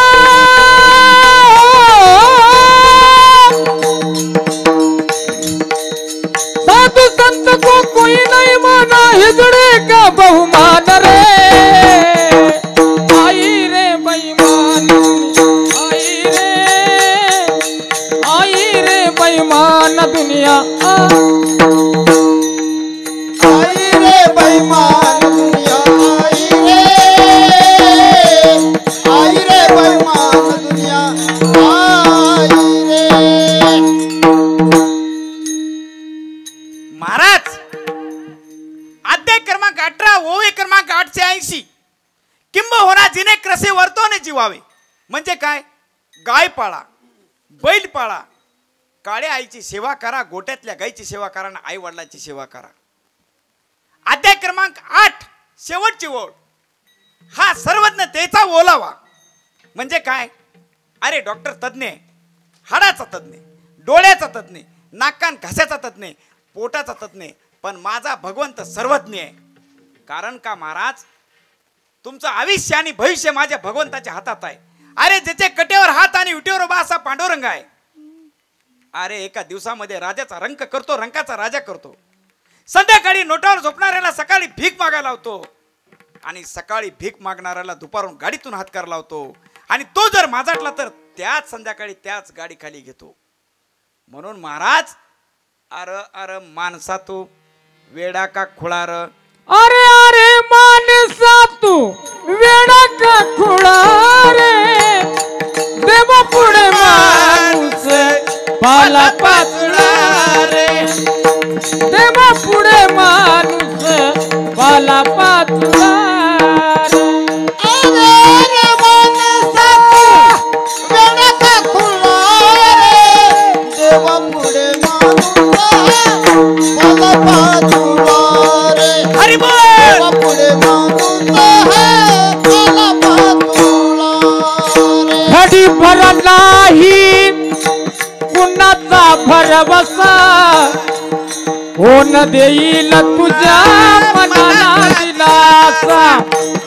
वाऱ्यावरी फिरे जीवा जागला कसा वाऱ्यावरी फिरे जीवा जागला कसा देवा पुढे माणूस बाला पातला रे देवा पुढे माणूस बाला पातला अरे अरे माणसा बेड़ा का खुला रे अरे अरे मानसा तू बेड़ा का खुला रे देवा पुढे माणूस भला पातला रे देवा पुढे माणूस बाला पातला रे म्हणून बाबा देवा पुढं माणूस पाला पाचोड़ा है। जिंदगी है जब तक फुर्सत न मिले काम से बस जरा सा समय निकाल कर राम भजन कर प्यार से। महाराज दूध दही छाछ मक्खन घी सब एक ही वंश के है फिर भी सबकी कीमत अलग अलग है क्योंकि श्रेष्ठता जन्म से नहीं बल्कि अपने कर्म कला और गुणों से प्राप्त होती। एकाच आईच्या उदरातून 4 मुलं आलेले सर्वच काय कलेक्टर होत नाही। कोण पुढारी होईल, कोण शिक्षक होईल, कोण गावचा नेता होईल, कोण शेती करेल। कारण का अरे बाबा शेतीला कष्ट पाहिजे, व्यापारामध्ये लीनता पाहिजे, नोकरीमध्ये इमानदारी पाहिजे आणि परमार्थामध्ये त्याग पाहिजे। त्यागाशिवाय तुम्हाला देव मिळणारच नाही। Maharaj every man brain is same but capacity is difference. ह्या ईश्वरानं प्रत्येकाला बुद्धी दिली आहे पण त्याचं विभाजन सुद्धा वेगळं केलेलं आहे। कोणाला जास्त, कोणाला कमी, कोण मतिमंद, कोण गतिमंद, कोण भजनासाठी, कोण कीर्तनकार, कोण कथाकार। ईश्वरानं बुद्धी दिली पण त्या बुद्धीचा वापर आपण कसा करायचा हे आपल्या जवळ आहे। आता बघा महाराज it is better to wear out and to rest house. अरे बाबा 100 वर्ष शेळी म्हणून जगण्यापेक्षा एकच दिवस तू वाघासारखा जग। काय तू आई वडिलाला भांडतो, घरी पत्नीला भांडतो, गावात भांडण करतो। अरे तुझ्याकडे तर काही जर कर्तृत्व असेल तर करून दाखव आणि जगाच्या पाठीवर तू असा हो की तुझं नाव गिनीज बुकामध्ये। अशी तुमच्याकडे काहीतरी यथोचितपणा कष्टाची वृत्ती पाहिजे। आता बघा परमार्थ काय गरिबाचा नाही, परमार्थ काय श्रीमंताचा नाही, परमार्थ गरीब आणि श्रीमंताचा नाही, तर परमार्थ हा पारमार्थिक वृत्तीचा आहे। ज्याच्याकडे पारमार्थिक वृत्ती त्याचा तो परमार्थ आहे। कळालं महाराज? आता मुद्दा येतो मी, ज्याची आई आणि वडील मरण पावले त्याचं काहीच खरं नाही। संत ज्ञानेश्वर महाराज यांचे वडील विठ्ठलपंत कुलकर्णी, विठ्ठलपंत कुलकर्णींनी पहिल्या सुरू लग्न केलं। लग्न केल्यानंतर त्यांनी आश्रमामध्ये गेले, संन्यास घेतला आणि काशीचे रामानंद स्वामी यांनी सांगितलं की तुम्ही लग्न करून आमच्याकडे आला पण आता तुम्ही काय करा, परत जा आणि संसार करा। गुरुच्या आदेशानुसार आज्ञानुसार विठ्ठलपंत मूळ गावी आपल्या आपेगावला आले आणि संसार करू लागले। संसार केल्यानंतर त्यांना 4 अपत्ये झाले। Number 1 Nivrutti Maharaj, number 2 Dnyaneshwar Maharaj, number 3 Sopan काका आणि नंबर 4 मुक्ताबाई। 4 अपत्ये झाले असताना सुद्धा यांना संन्यासाची मुलं म्हणून एवढं वाढीत टाकलं आणि एवढी समाजाने छळ केला की बस। ज्यावेळेस ज्ञानेश्वर महाराज आळंदीमध्ये भिक्षाटनासाठी जात होते, भिक्षा मागण्यासाठी जात होते, त्यावेळेस आळंदीकरांनी त्या झोडीमध्ये महाराज शेण टाकलं। एवढंच नाही, विसोबा चाटीने त्या जोडीला लात मारली घोड्यावरून येत असताना। एवढा छळ केला। एवढा छळ करत असताना आळंदीच्या ब्रह्मसभे पुढे विठ्ठलपंतांना हात जोडले, माझ्या मुलांचा एवढा का तुम्ही छळ करतात, यांची मुंजी करायची, यांना तुम्ही वाडीत का टाकलं? त्यावेळेस सर्व आळंदीच्या ब्रह्मसभेने सांगितलं याला एकच पर्याय आहे, तुम्हाला जर आमच्यामध्ये मिसळायचं असेल तर तुम्हाला ध्यान प्रायश्चित्त ही एवढी शिक्षा आहे। पण जगामध्ये फक्त आई वडील आहेत की बाबा की मुलासाठी मरण स्वीकारणारे, बाकी कोणीच मरण स्वीकारत नाही। बायको स्वीकारत नाही, भाऊजाई स्वीकारू शकत नाही, बहीण स्वीकारू शकत नाही, भावाची बायको स्वीकारू शकत नाही, कोणीच, फक्त आई वडील। पण माझ्या मुलांचा छळ थांबावा म्हणून स्वतः आई वडिलांनी मरण स्वीकारलं आणि देहांत प्राचित्याने दिला। तरी पण आळंदीच्या लोकांनी या 4 मुलांचा छळ थांबवला का? नाही थांबवला महाराज, छळ नाही थांबवला। शेवटी ज्ञानेश्वर माऊली यांनी पैठणच्या धर्मसभेपुढे आले आणि पैठणचे धर्मगुरु हे बोपदेव होते. पैठणमध्ये नागनाथाचं मंदिर होतं, त्या पारावर सर्व धर्मसभा बसली, भरली, सर्व ब्राह्मण वृंदावन गोळा झाले आणि ज्ञानेश्वर महाराज हे 4 भावंड हात जोडून म्हणू लागले की आमचे आई वडील देवाज्ञा झाली, त्यांनी मृत्यूदंड तुम्ही सांगितल्यानुसार स्वीकारला, ते मरण पावले, पण आमचा छळ थांबला नाही. आमची मुंजी करायची आहे ते पण तुम्ही केली नाही. आम्हाला लोक भिक्षा देण्या गेले, 2 दिवस झाला आम्ही उपाशी आहोत. त्यावेळेस पैठणच्या बोपदेवानी सांगितलं, अरे आम्ही एवढे ग्रंथ पाहिले पण त्या ग्रंथामध्ये कुठंच शुद्धीपत्रक नाही. तुम्हाला एकच करावं लागल, राम नाम घ्यावं लागल, त्याच्याशिवाय तुम्हाला मुक्ती नाही. पण त्यावेळेस वय वर्ष ज्ञानेश्वर महाराजाचं 15 होतं. महाराज ज्ञानेश्वर महाराज म्हणू लागले धर्मपीठापुढे की बोपदेव, तुमचाही आत्मा आणि माझाही आत्मा सारखा आहे. तुमचाही देह पंचमहाभूताचा आणि माझाही देह पंचमहाभूताचा आहे. मग तुम्ही आम्हाला एवढा छळ का करता? विष्णू भट्ट म्हणले, अरे आळंदीच्या कारट्या, हे 15 वर्षाच्या आमच्या देखत जन्माला असतो. आम्ही या ब्रह्मांडाचे विद्यापीठाचे मेन आहोत, मुख्य आहोत, आणि तू आमच्या समोर बोलतोस? अरे तू म्हणतोस की तुमचाही देह पंचमहाभूताचा, माझाही, तुमचाही आत्मा आणि माझाही आत्मा, मग सिद्ध करून दाखव. बळवंत शास्त्री म्हणले, अरे म्हणले तू म्हणतोस ना प्राण्याचा आत्मा, तुमचा आत्मा, माझा आत्मा एक आहे, सिद्ध करून दाखव. तर तिथे एक रेडा चालला होता. त्या बळवंत शास्त्री म्हणले, बोला बोला, त्या रेड्याला बोलवा. एक पकालीचा रेडा चालला होता. महाराज ज्ञानेश्वर महाराजाच्या पुढे पकालीचा रेडा बोलवला आणि त्या रेड्याचं नाव ज्ञाना होतं आणि ज्ञानेश्वर माऊलीचं बी नाव ज्ञानेश्वर होतं. लोक हसू लागले, याचंही नाव ज्ञाना आणि याचंही नाव ज्ञाना, आणि म्हणतो की आता जसा आत्मा सारखा आहे. म्हणले, अरे तुला बोलता येतं? ज्ञानेश्वर महाराजाला, हो मला बोलता येतं. मग या रेड्याला बोलता येतं का? हो बोलता येतं. त्याचाही आत्मा सारखा माझा आत्मा. सर्व धर्मसभा आवाज झाली, उठून उभारले. मग रेड्याला बोलवायला होतोस का? हो मी रेड्याला बोलवायला होतो. ठीक आहे म्हणले. शेवटी ज्ञानेश्वर महाराजांनी, महाराज माझ्या भगवंताचं पांडुरंगाचं चिंतन केलं, डोळे झापले, त्यांच्या समोर रेडा उभा केला आणि रेडा उभा केला असताना रेड्याच्या मस्तकावर ज्ञानेश्वर महाराजांनी उजवा हात ठेवला आणि पुढे एक एक ऋग्वेदातल्या ऋचा ज्ञानेश्वर महाराज पुढे बोलू लागले आणि त्यांच्या पाठीमागे रेडा बोलू लागला. ते ऋग्वेद असा आहे महाराज. बघा आता, ओम अग्नि मेळवा पुरोहिता. आता पाठीमागे रेडा ऋचा बोलू लागला, ओम अग्नि मेळवा पुरोहिता यज्ञस्य देवो पृथ्वी जना यज्ञस्य देवो पृथ्वी जडा ओतारा रत्न ध्यातना ओटाडा रत्न ध्यातनम. ज्या ज्या वेळेस ज्ञानेश्वर माऊली पुढे ऋग्वेदाचा ऋचा बोलू लागले त्यावेळेस रेडा बोलू लागला. ज्ञानेश्वर महाराजांचा माझ्या गजर झाला. निवृत्ती ज्ञानदेव सोपान मुक्ताबाई एकनाथ नामदेव तुकाराम. निवृत्ती ज्ञानदेव सोपान मुक्ताबाई एकनाथ नामदेव तुकाराम. एकनाथ नामदेव तुकाराम. निवृत्ती ज्ञानदेव सोपान मुक्ताबाई एकनाथ नामदेव तुकाराम. सोपान मुक्ताबाई एकनाथ नामदेव तुकाराम. एकनाथ नामदेव तुकाराम. एकनाथ नामदेव तुकाराम. निवृत्ती ज्ञानदेव सोपान मुक्ताबाई एकनाथ नामदेव तुकाराम. सोपान मुक्ताबाई एकनाथ नामदेव तुकाराम. निवृत्ती ज्ञानदेव सोपान मुक्ताबाई एकनाथ नामदेव तुकाराम. सोपान मुक्ताबाई एकनाथ नामदेव तुकाराम.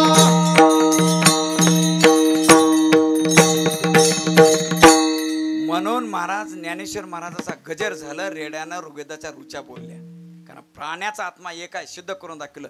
तसा जीवनामध्ये येऊन प्रत्येक माणसाला किंमत द्या. जे चांगले असतील ते साथ देतील आणि जे वाईट असतील ते वाईट अनुभव देतील. महाराज अख्ख्या जगाला पार करणारा समुद्र म्हणजे समुद्राच्या एका लाटेमध्ये बरंच काय पार होतं. म्हणजे अख्ख्या जगाला पार करणारा समुद्र एक थेंब तेलाला बुडू शकत नाही किंवा 10 ग्रॅमच्या फुग्याला बुडू शकत नाही. म्हणून प्रत्येकाला किंमत द्या, कारण कुणालाच कमी समजू नका आणि जीवनामध्ये कधीच हार मानू नका. कारण का पर्वतातून निघणारी नदी शेवटी समुद्राला जाऊन मिळते, पूर्णत होते. म्हणून महाराज एकच करायचं, जीवन हे अनमोल आहे, त्या अनमोल जीवनाचा स्वाद घ्यायचा आहे. बघा महाराज, कारण का गंगा पापम शशी तापम दैन्यम हरते साधू संगते, पापम तापम च दैन्यम हरते साधू संगती. अरे गंगेनं पाप नाही सवतं, चंद्रानं ताप नाही सवतो आणि कल्पतरूने दैन्य नाही सवतं, पण माझ्या संताच्या संगतीमध्ये पापही जातं, तापही जातं आणि दैन्य जातं. म्हणून जीवनामध्ये कसं राहायचं? अभिमान सुरापान गौरव रवरवर तथा प्रतिष्ठा सुकरे विष्ठा त्रिणी त्यक्ता सुखी भवत. अभिमान करणे हे मद्यपान करण्यासारखं आहे. गौरवाची इच्छा करणे हे नरकात जाणे समान आहे. आणि प्रतिष्ठेची काळजी करणे हे डुकराच्या विष्ठेचा संग्रह केल्याप्रमाणे आहे. म्हणून कधीच कुणी मला हार घालावे, कुणी मला स्तुती करावी असं कधीच करू नका. कारण का जीवन हे अनमोल आहे. महाराज मला एकच म्हणायचंय, तुकाराम महाराज नित्यनेमानं चिंतनच करत होते. बघा महाराज, जळी स्थळी काष्टी, ज्या वेळेस तुकाराम महाराज फक्त ज्यावेळेस झोपले त्यावेळेसच विठ्ठलाचं नाम घेत नसते, सारखं विठ्ठल विठ्ठल विठ्ठल विठ्ठल विठ्ठल नाम घेत होते. एक दिवस तुकाराम महाराज शौचालयाला चालले, परसाकडला चालले, विठ्ठल विठ्ठल विठ्ठल विठ्ठल म्हणत. पण एका ब्राह्मण काकानी तुकाराम महाराजाला जाब विचारला, ए तुकोबा, माझ्या विठ्ठलाचं अपवित्र अपवित्र ठिकाणी सुद्धा माझ्या विठ्ठलाचं नाव घेतोस आणि माझ्या विठ्ठलाला अपवित्र बनवतोस. अरे ती विठ्ठल विठ्ठल घेण्याची कुठं जागा आहे का? तू शौचालयाला गेलास. म्हणले तू नेहमीच विठ्ठल विठ्ठल म्हणतोस. हो म्हणले, मला कोणाची गरज नाही, मला फक्त माझा पांडुरंग पाहिजे. त्या ब्राह्मण काकांनी तुकोबारायांची जीभ अशी धरली आणि पकडली. चल बोल म्हणले, तुझा पांडुरंग कुठं आहे, कुठं विठ्ठल आहे मन म्हणले. पण महाराज, या तुकोबारायांच्या नामस्मरणामध्ये एवढी ताकद होती की ज्यावेळेस ब्राह्मण काकांनी तुकोबारायांची जीभ पकडली त्यावेळेस तुकोबारायांच्या पूर्ण अंगावरल्या केसामधून विठ्ठल विठ्ठल विठ्ठल विठ्ठल नाव निघालं. या नखामधून, बोटामधून, हाकामधून, सर्व नाकामधून, सर्व शरीरामधून विठ्ठल विठ्ठल नामाचा गजर नेला. कारण का तुकाराम महाराज यांना माहित होतं की हा देह नामस्मरणासाठी. म्हणून या देहाचा वापर देवाचं चिंतन, भजन, छंद नाही नामाचा, देह काय कामाचा, छंद नाही नामाचा, देह काय कामाचा. नाही नामाचा, देह काय कामाचा. अरे बोल. जाने तुला दिली ज्ञान बुद्धी, तुका सर्वामध्ये. ज्याने तुला जन्म दिला तूच त्याला विसरलं. छंद नाही नामाचा, हरी बोल.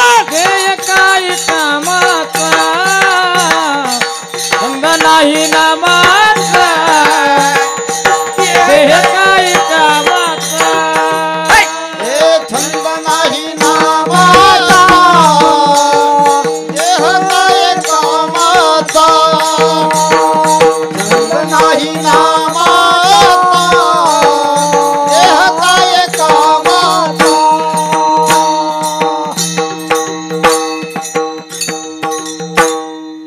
एक वेळेस तुकाराम महाराजाच्या कीर्तनाला छत्रपती शिवाजी महाराज आले. मग शत्रूला कळालं की तुकोबारायांचं कीर्तन चालू आहे आणि त्या ठिकाणी शिवाजी महाराज आले. मग शत्रूंनी वेढा दिला आणि शत्रूच्या हातामध्ये तलवारी होत्या, चाकू होते, बर्चे होते, बंदुका होत्या. पण शिवाजी महाराजाचे मावळे 10 आणि शिवाजी महाराज सहज कीर्तनाला आलते. आता कीर्तनाला येत असताना कोणी काट्या कुऱ्हाड्या घेऊन येते का हो? सहज माणूस नामाचं चिंतन घेत देवाचं बघून तरी येतो.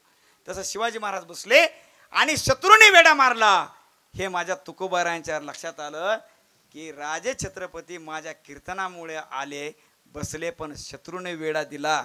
आता माझ्या राजाला पकडून घेऊन जातेत आणि अवघड होतंय. म्हणून पांडुरंगाला चिंतन केलं, पांडुरंगाला स्मरण केलं की हे भगवत पांडुरंगा, हे विठ्ठला, माझे राजे आलेत आणि शत्रूने वेढा दिलेला आहे. तर विठ्ठल त्या ठिकाणी प्रसन्न झाले आणि जेवढे भजनाला, जेवढे वाजविणारे गाणारे भजनाला आले होते, बसलेले उठलेले सर्वांना माझ्या पांडुरंगानं सर्वांना शिवाजी महाराज बनवलं. सर्वांचा चेहरा शिवाजी महाराजासारखा झाला. शत्रूचा एवढा गोंधळ झाला की खरे शिवाजी कोणते आणि खोटे शिवाजी कोणते ते ओळखूची नाही गेले. सगळा गोंधळ झाला. शिवाजी महाराज कोणते कोणते, खरे शिवाजी माझ्या विठ्ठलाने काढून दिले आणि गोंधळ झाला. शेवटी जीवनामध्ये आपल्यावर जर संकट येत असलं तर त्याला निर्वाण कोण करणार आहे? माझा भगवंत पांडुरंग आहे. म्हणून महाराज मला एकच म्हणायचंय की आज 13 दिवस झालं ताईंनी देह ठेवला.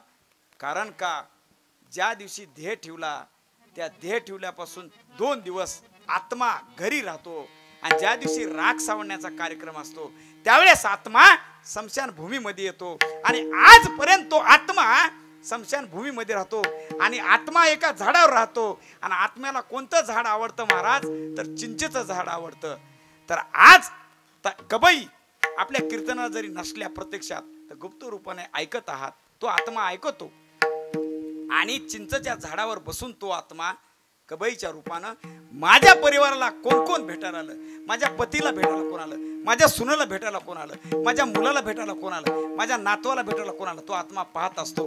आणि आज हरी कीर्तन ऐकून आत्मा उद्या गोड जेवणापासून मोक्ष गतीला जात असतो महाराज. कारण का प्रत्येक महिन्याला मासिक असतं आणि 12 मासिक झालं की शेवटला त्याला शास्त्रीय भाषेमध्ये आत्मा मुक्ती दिन म्हणतात, वर्षश्राद्ध म्हणतात, पहिलं पुण्यस्मरण म्हणतात.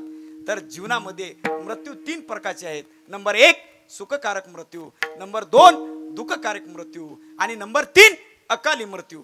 आता सुखकारक मृत्यू म्हणजे कोणाचा? ज्या ज्या माणसांना आयुष्यभर भजन केलंय, कीर्तन केलंय, वाजविलंय, गायलंय, पण ज्याला काही जमलं नाही तो कीर्तनात येऊन जरी बसला तरी त्या माणसाचा मृत्यू सुखकारक होतो. एवढंच नव्हे, ज्या ज्या माणसानं आयुष्यभर दान केलं, मग ते दान द्रव्य रूपानं असेल, अन्न रूपानं असेल, वस्त्र रूपानं असेल, सोन्याच्या रूपानं असेल, ज्या माणसाच्या हातानं दान झालंय त्या माणसाचा सुखकारक मृत्यू होतो, म्हणजे मोक्षगतीला जातो. आता दुःखकारक मृत्यू म्हणजे कोणाचा होतो? ज्या माणसानं कधी कीर्तनाला आलाच नाही, भजनही केलं नाही, गायनही केलं नाही, उलट चांगल्या चांगल्या कामामध्ये अडथळे आणले, त्या माणसाचा दुःखकारक मृत्यू होतो. आयुष्यात त्यानं कुणाला पट्टी दिली नाही, त्याच्या हातानं उष्टा कावळा सुद्धा कधी हाणला नाही, सांगायचं तर पण त्यानं कधी दान केलं नाही, अशा माणसाचा दुःखकारक मृत्यू. आता अकाली मृत्यू कुणाचा होतो? ईश्वरानं महाराज, हो महाराज, ईश्वरानं समजा आपल्याला 80 वर्ष दिलंय, पण 80 वर्षापर्यंत न जाता त्यानं जर औषध पेलं, फाशी घेतली तर त्याचा अकाली मृत्यू. तुम्हाला ईश्वरानं 80 वर्ष 100 वर्ष दिलंय, पण तुम्ही तिथवर गेलाच ना, तर तुम्ही आत्महत्या केली, ही अकाली मृत्यू. किंवा ईश्वरानं तुम्हाला सगळं दिलंय, मोटरसायकल 120 न पळवला, 40-50 न पळवल्यास काय होत ना, पण 120 न पळवला, धडकलात मेला, तो सुद्धा अकाली मृत्यू होतो. म्हणजे जीवनामध्ये मोक्ष गतीला जाण्यासाठी ह्या हातानं दान करा, वस्त्रदान करा, अन्नदान करा. एखादा भन भिकारी आला तर त्याला ताजी भाकर द्या, शिडी भाकर देऊ नका, मोक्ष गतीला जातो महाराज. म्हणून अभंगाचं 4थं चरण, निमित्ताचा धनी केला प्राणी, निमित्ताचा धनी केला प्राणी.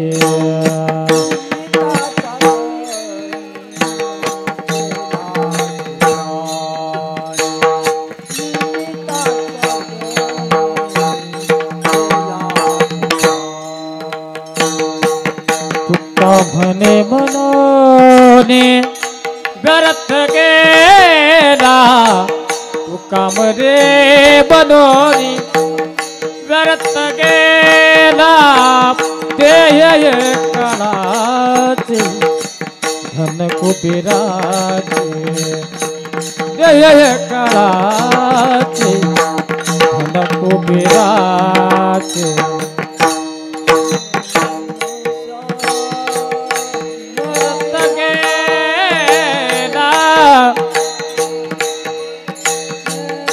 व्यर्थ गेला जय काळाचे धन कुबेराचे हे काळाची येते मनुष्याचे काय आहे ते मनुष्याचे काय आहे काय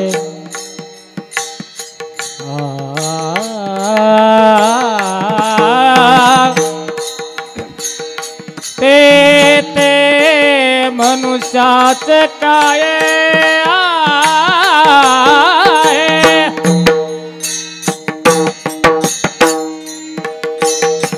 ते मनुष्याचे काय आहे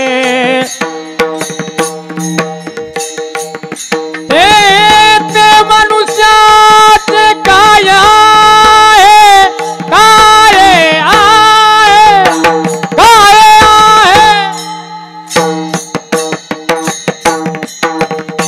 आहे ते मनुष्याचे काय आहे ते काळाचे धन कुबेराचे जय काळाचे धन कुबेराचे येथे मनुष्याचे काय आहे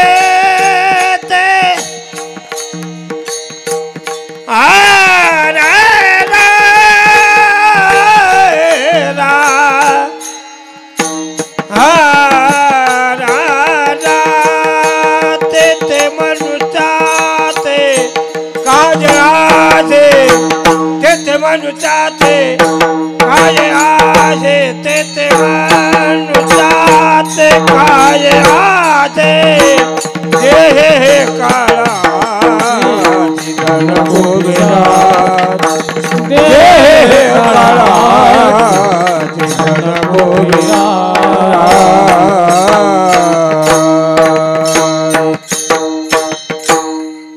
महाराज विंचू फक्त नावाला बदनाम आहे.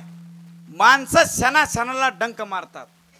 सर्व प्राणी मात्रामध्ये फक्त माणूस स्वार्थी आहे. तक्षकस्य विषम दंते मक्षिकायाच मस्तके वृश्चिकस्य वशम तुच्छ सर्वांगे दुर्जनस्य तथा. अरे बाबा, तक्षक नावाचा साप वाईट नाही, त्याचा विषारी दात वाईट आहे. सापाचा विषारी दात जर काढला तर साप काय करू शकत नाही. विंचू वाईट नाही, त्याची विषारी नांगी जर कट केली तर विंचू काय करू शकत नाही. मोहळाची गांधील माशी वाईट नाही, तिच्या डोक्यावरला विषारी काटा जर कट केला तर माशी काय करू शकत नाही. पण माणसाच्या सर्व अंगामध्ये विष आहे, त्याचा कोणता अवयव कट करणार आहोत महाराज. म्हणून जीवनामध्ये येऊन नुकसानच होतं आपल्या आपल्या मित्रापासून, जवळल्या माणसापासून. Real friendship does not expire. खरे मित्र कधीच संपू शकत नाही, पण बेगडी संपल्याशिवाय राहत नाही. म्हणून a blind man will not thank you for a looking glass. आंधळ्या माणसाला आरसा देऊन काय उपयोग आहे. आता दानावर येतो मी. दान कुणाला करायचं, कुणी घ्यायचं दान. If a thief helps a poor man out of the sport of his thieving, we must not call that charity. एखाद्या चोराने त्याच्या लुटीमधून, त्याच्या चोरामधून, चोरीमधून जर गरीबाला मदत केली असेल तर ते दान होऊ शकत नाही. We must not call that charity. तर दान कुणाचं होऊ शकतो. कष्ट करणाऱ्या शेतकऱ्याने 2 रुपयाचे कांदे विकून 1 रुपया जरी सप्त्याला दिला तर त्याचा दान होऊ शकतो. पण दान कुणाचं बी घ्यायचं नसतं. ज्याचं कष्टाचं आहे त्याचंच घ्यायचं, त्यालाच द्यायचं. दुसरी गोष्ट महाराज सांगायची म्हणजे जीवनामध्ये येऊन एकच गोष्ट करायची की ह्या तोंडानं आयुष्यामध्ये कधीच गटार उपसायची नाही. एखादा जर इतरांना नाव ठेवा लागलं तर त्याचं ऐकून घ्यायचं नाही. तुझ्यात हिंमत असेल तर समोर बोल म्हणायचं. कारण का इतरांना नाव ठेवणाऱ्यापेक्षा ऐकून घेणारा हा गुन्हेगार जास्त आहे. पण एकच करायचं, आपण वैष्णव कोणाला म्हणतो, जो माळकरी आहे, जो गोपीचंद लावतो, बुक्का लावतो. पण अहो भगवे कपडे घालणं खूप सोपं आहे, पण मनाला भगवा रंग देणं खूप अवघड आहे. म्हणून वैष्णवासारखं राहतो, पण वैष्णवासारखं वागणं महत्वाचं आहे. हे खूप महत्वाचं आहे. महाराज मी आता वेळ झालेला एक दृष्टांत देतो आणि सेवेला पूर्ण विराम देतो. हनुमंत महाराज फक्त 6 मिनिटात ओळखतो मी. मला माहित आहे तुम्हाला कंबरेचा त्रास व्हायला. फक्त 6 मिनिट्स तुम्ही कळ सोसा. एक भोळा, साधा भोळा एक बाळू नावाचा विद्यार्थी होता. पोरगाव होता, 20-22 वर्षाचा. ते बाळू नावाचा मुलगा एवढा चांगला होता. गावातलं भजन असो, गावातलं कीर्तन असो, टाळ आणायचा, पिटी आणायचा, मृदंग आणायचा, सगळं आणून द्यायचा. बिचारे साधा भोळा व्हायचा, सगळ्याचं काम करायचा. पण सगळ्याचं काम करणं सुद्धा आता मला वाटतं की एवढं काम करायचं, पण त्याला लोक नाव ठेवायचे. त्याचं नाव बाळासाहेब होतं. लोक त्याला बाळू म्हणू लागले. एवढंच नाही, तो प्रत्येकाचं काम कधीच कुणाला नाही म्हणला तरी पण त्याला पचका बाळू म्हणायचे. त्याचं नावच सगळ्या गावामध्ये. त्यानं कुणाला आडवं बोलायचं नाही, निर्व्यसनी होता, कधी सुपारी खाल्ली नाही, कधी वाईट बोलला नाही, पण त्याला सगळे म्हणायचे पचका बाळू. पण तो भगवंताची सेवा करायचा, भजनात कीर्तनात मदत करायचा. त्याला भजन येत नव्हतं, काही येत नव्हतं, पण मदत करायचा. शेवटी ईश्वराला काळजी. चांगल्या चांगल्याला सुरिकी येत नव्हत्या, पण त्या बाळूला यायच्या. त्याला एका कीर्तनकारानं सांगितलं, आली सुरिकी आता जाऊ देऊ नकोस. कारण का महाराज, प्रत्येक गावामध्ये मुलीची संख्याचं शॉर्टेज झालेलं आहे. बघा आता प्रत्येक गावातल्या मुलांना माझा एक सल्ला असतो. लग्नासाठी मुली शोधणाऱ्या मुलांना माझा एक सल्ला आहे, जी गाडी भेटेल ती गाडी पकडा. फॉर्च्युनर आणि इनोच्या नादात टमटम सुद्धा निघून जाईल. ती बाळू होता, त्यानं कीर्तनात हे ऐकलं तर त्याला सोयरे आली. पण त्याला सोयरी पहिल्याच ह्याच्यामध्ये कशी आली, मुलगी होती इंजिनियर. तिला होता 1.5 लाख पगार. आणि ह्या बाळूचं तर काही करणं नव्हतं. ह्या पाचक्या बाळूचं रुपयाची कमी नव्हती. पण ती मुलगी जाडजोड होती, इद्री होती, तिला कोणी पसंत करणार गेलं तर तिचे आईवडील कंटाळले होते. मग त्यांना कळालं की एक सांप्रदायिक माळकरी मुलगा आहे, निर्व्यसनी आहे, नका काय त्याला नोकरी नसणार. बाळू 10वी नापास होता. पण म्हणले त्या बाळूला देऊ म्हणले आपण मुलगी. त्या मुलीला विचारलं, बाई तुझं जमना गेलंय, आता वय लग्नाचं निघून चाललंय, कसं करायचं, एक पाचका बाळू आहे. ते म्हणले राहू द्या म्हणला. मग शेवटी त्या मुलीला इंजिनियर होती, अभियंता, मराठीमध्ये त्याला अभियंता म्हणतात, 1.5 लाख पगार होती. त्या मुली हुशार होती. तिच्या लक्षात आलं आता चांगल्या चांगल्या इंजिनियरनं तिला नापास केलं. मग ते बाळूसाठी पाहुणे होऊन आले, भाकरी ठेवल्या, तारीख दिली, बाळू बी गेला. त्यांच्यासोबत एक कीर्तनकार गेला आणि बाळूला सांगितलं, बाळू काही करायचं, काही बी गोष्ट यस म्हणायचं. बाळूनं मुलगी बघितली. त्या मुलीने विचारलं कसं. बाळू म्हणला मला पसंत आहे. या बाबानं लग्न जमलं, लग्न झालं. मग बाळूची बायको ते इंजिनियर इंग्लिशमध्ये बोलायला लागली. मग बाळू म्हणला ठीक आहे, तुम्हाला मराठी येत असलं तर मी तुम्हाला मराठी शिकवितो, तुम्ही मला इंग्रजी शिकवा. त्याच्या मंडळीला म्हणला. ते म्हणले यस. मग एका दिवशी सकाळी बाळू म्हणला त्याच्या बायकोला, मॅडम मला ताजं न्याहारीला खायला मिळेल का. ते बायको म्हणली, ती इंजिनियर मॅडम म्हणली यस. बाळूच्या लक्षात आलं यस बर. मग मी तुमचा स्वयंपाक होईपर्यंत गावामध्ये फेरफटका मारू का. ती बायको म्हणली नो. मग म्हणला बाळू मी घरीच बसल्या बसल्या टीव्ही पाहू का. ती म्हणली राईट. ह्या आडाने बाळूच्या लक्षात आलं इंग्रजी सोपं आहे. पहिल्या सुरू बायको म्हणली यस, दुसऱ्या सुरू म्हणली नो, तिसऱ्या सुरू म्हणली राईट. एवढं शिकलं की इंग्रजी आलं. हा त्याचा अज्ञानपणाचा भाग होता. म्हणले आम्हाला इंग्रजी शिकवा. त्याच्या बायकोनं एक दिवस यस यस यस बाळूला शिकवलं. दुसऱ्या दिवशी नो नो नो, तिसऱ्या दिवशी राईट राईट राईट. बाळूच्या लक्षात आलं बुवा yes no right, yes no right. गावात असा डुलत फिरायला लागला. मला इंग्रजी लागली म्हणला, माझ्या बायकोनं मला इंग्रजी शिकवली म्हणला. ठीक आहे. त्याला एवढा गर्व झाला. फक्त त्याला 3 शब्द होते, यस नो राईट. एका दिवशी संध्याकाळची लाईट होती. आता बाळूला 2-3 एकर रान होतं, ऊस होता. 12ची लाईट आली. बाळू बॅटरी घेऊन रानात मोटर चालू करायला चालला. 2 किलोमीटर गावापासून शेत लांब होतं. आता लांब गेला गावापासून, शेताच्या जवळ आला. त्या रोडच्या कडेला एक खून झालेला होता. एक 25 वर्षाचा मुलगा चाकू घालून खलास केलता, खून झालेला होता. आता हे बोळा बाळू साधा त्या जिथं खून झालता त्याला बॅटरी लावून बघायला लागला. त्याचं मुडकं असं धरायला लागला, ही कुठला आहे की बाबा काय नाही की, असा मागं पुढं फिरून बघू लागला.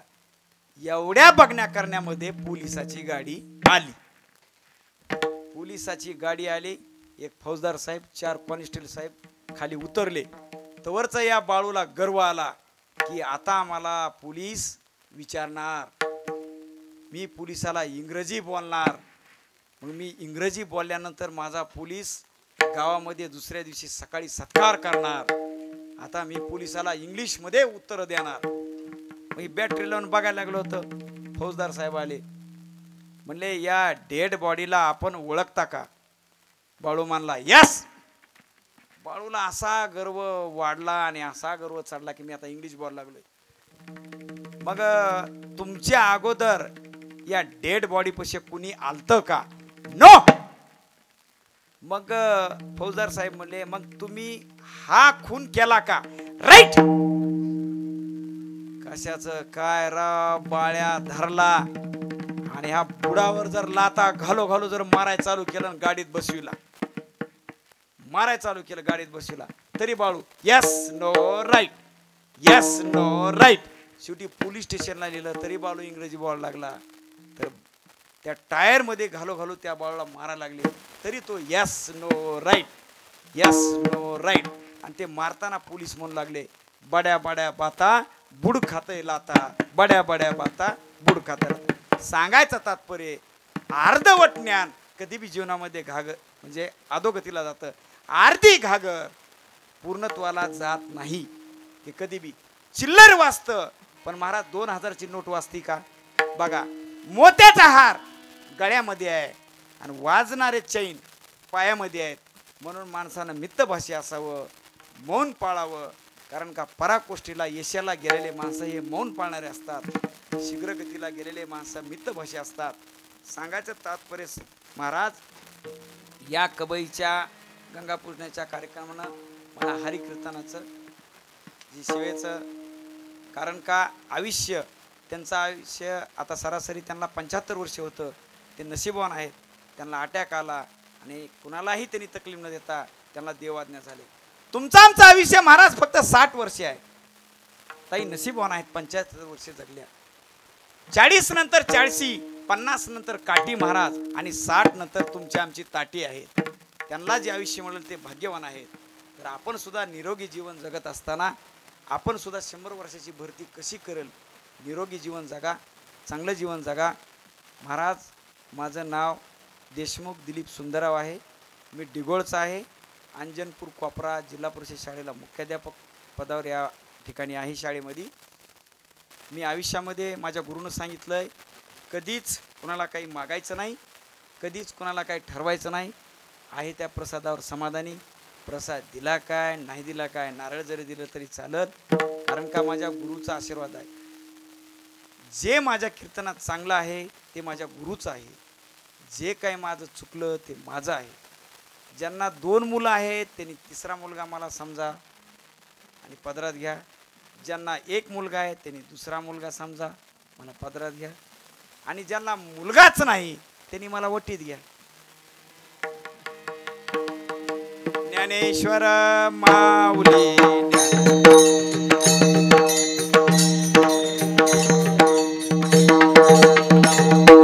ज्ञानेश्वर माऊली ज्ञानेश्वर माऊली नागराज माऊली ज्ञानेश्वर माऊली नागराज माऊली ज्ञानेश्वर माऊली नागराज माऊली ज्ञानेश्वर माऊली नागराज माऊली ज्ञानेश्वर माऊली नागराज माऊली ज्ञानेश्वर माऊली नागराज माऊली. साधने गेला आसे प्राण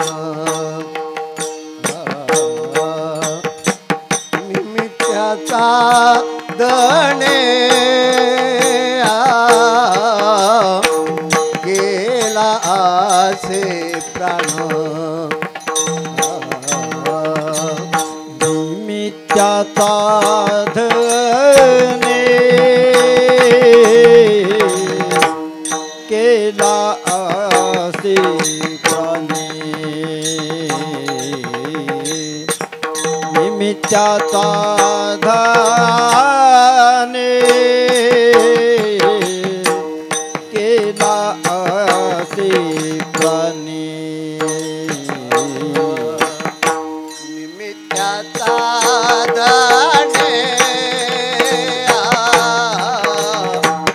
केला आसे प्राण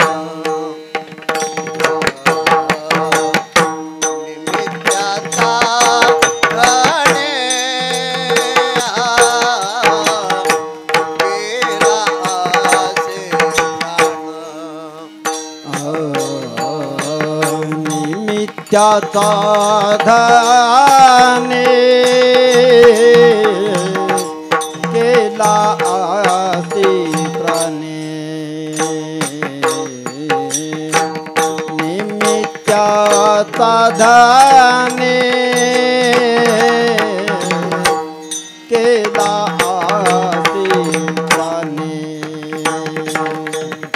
का म्हणे म्हणून वर्तियेला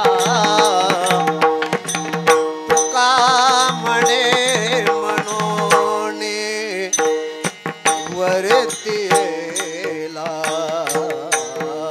हे काळाचे धन कुबेराचे हे काळाचे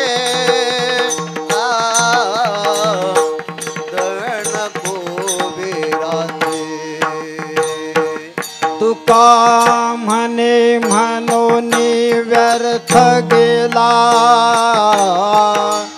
तुका म्हणे म्हणून व्यर्थ गेला देह हे काळाचे धन कुबेराचे देह हे काळाचे धन कुबेराचे ते मनुष्याचे काय आहे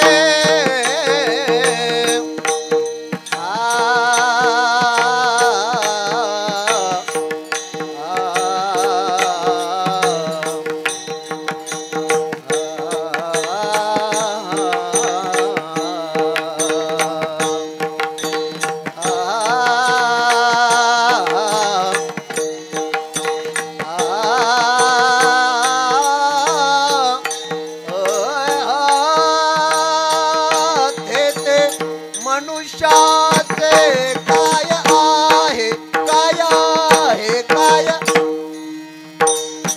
तेथे मनुष्याचे काय आहे तेथे मनुष्याचे काय आहे नये काळाचे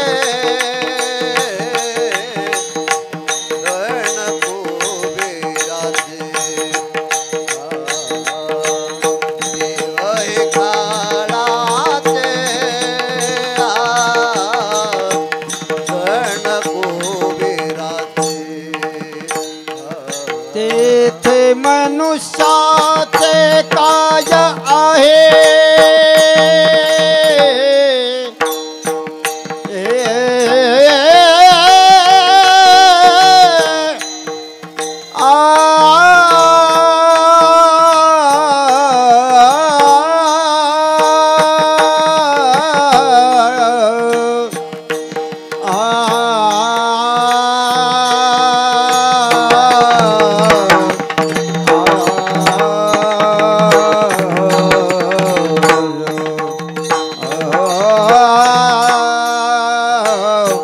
तेथे मनुष्याचे काय आहे तेथे मनुष्याचे काय आहे हे काय आहे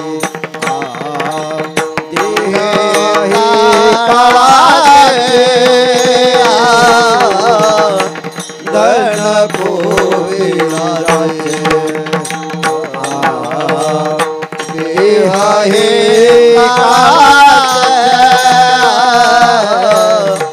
धन कुबेराचे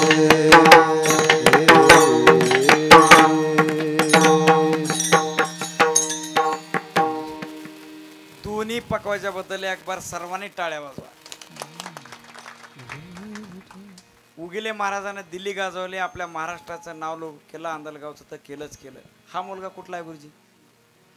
वा वा तुमचा विद्यार्थी आहे ना वा वा छान. तू सुद्धा नाव लौकिक करणारास ह्या नारदाच्या गादून बोलतो कारण का मी माझ्या कीर्तनात तुला घेऊन जाणार आणखी पण पुढल्या वर्षी.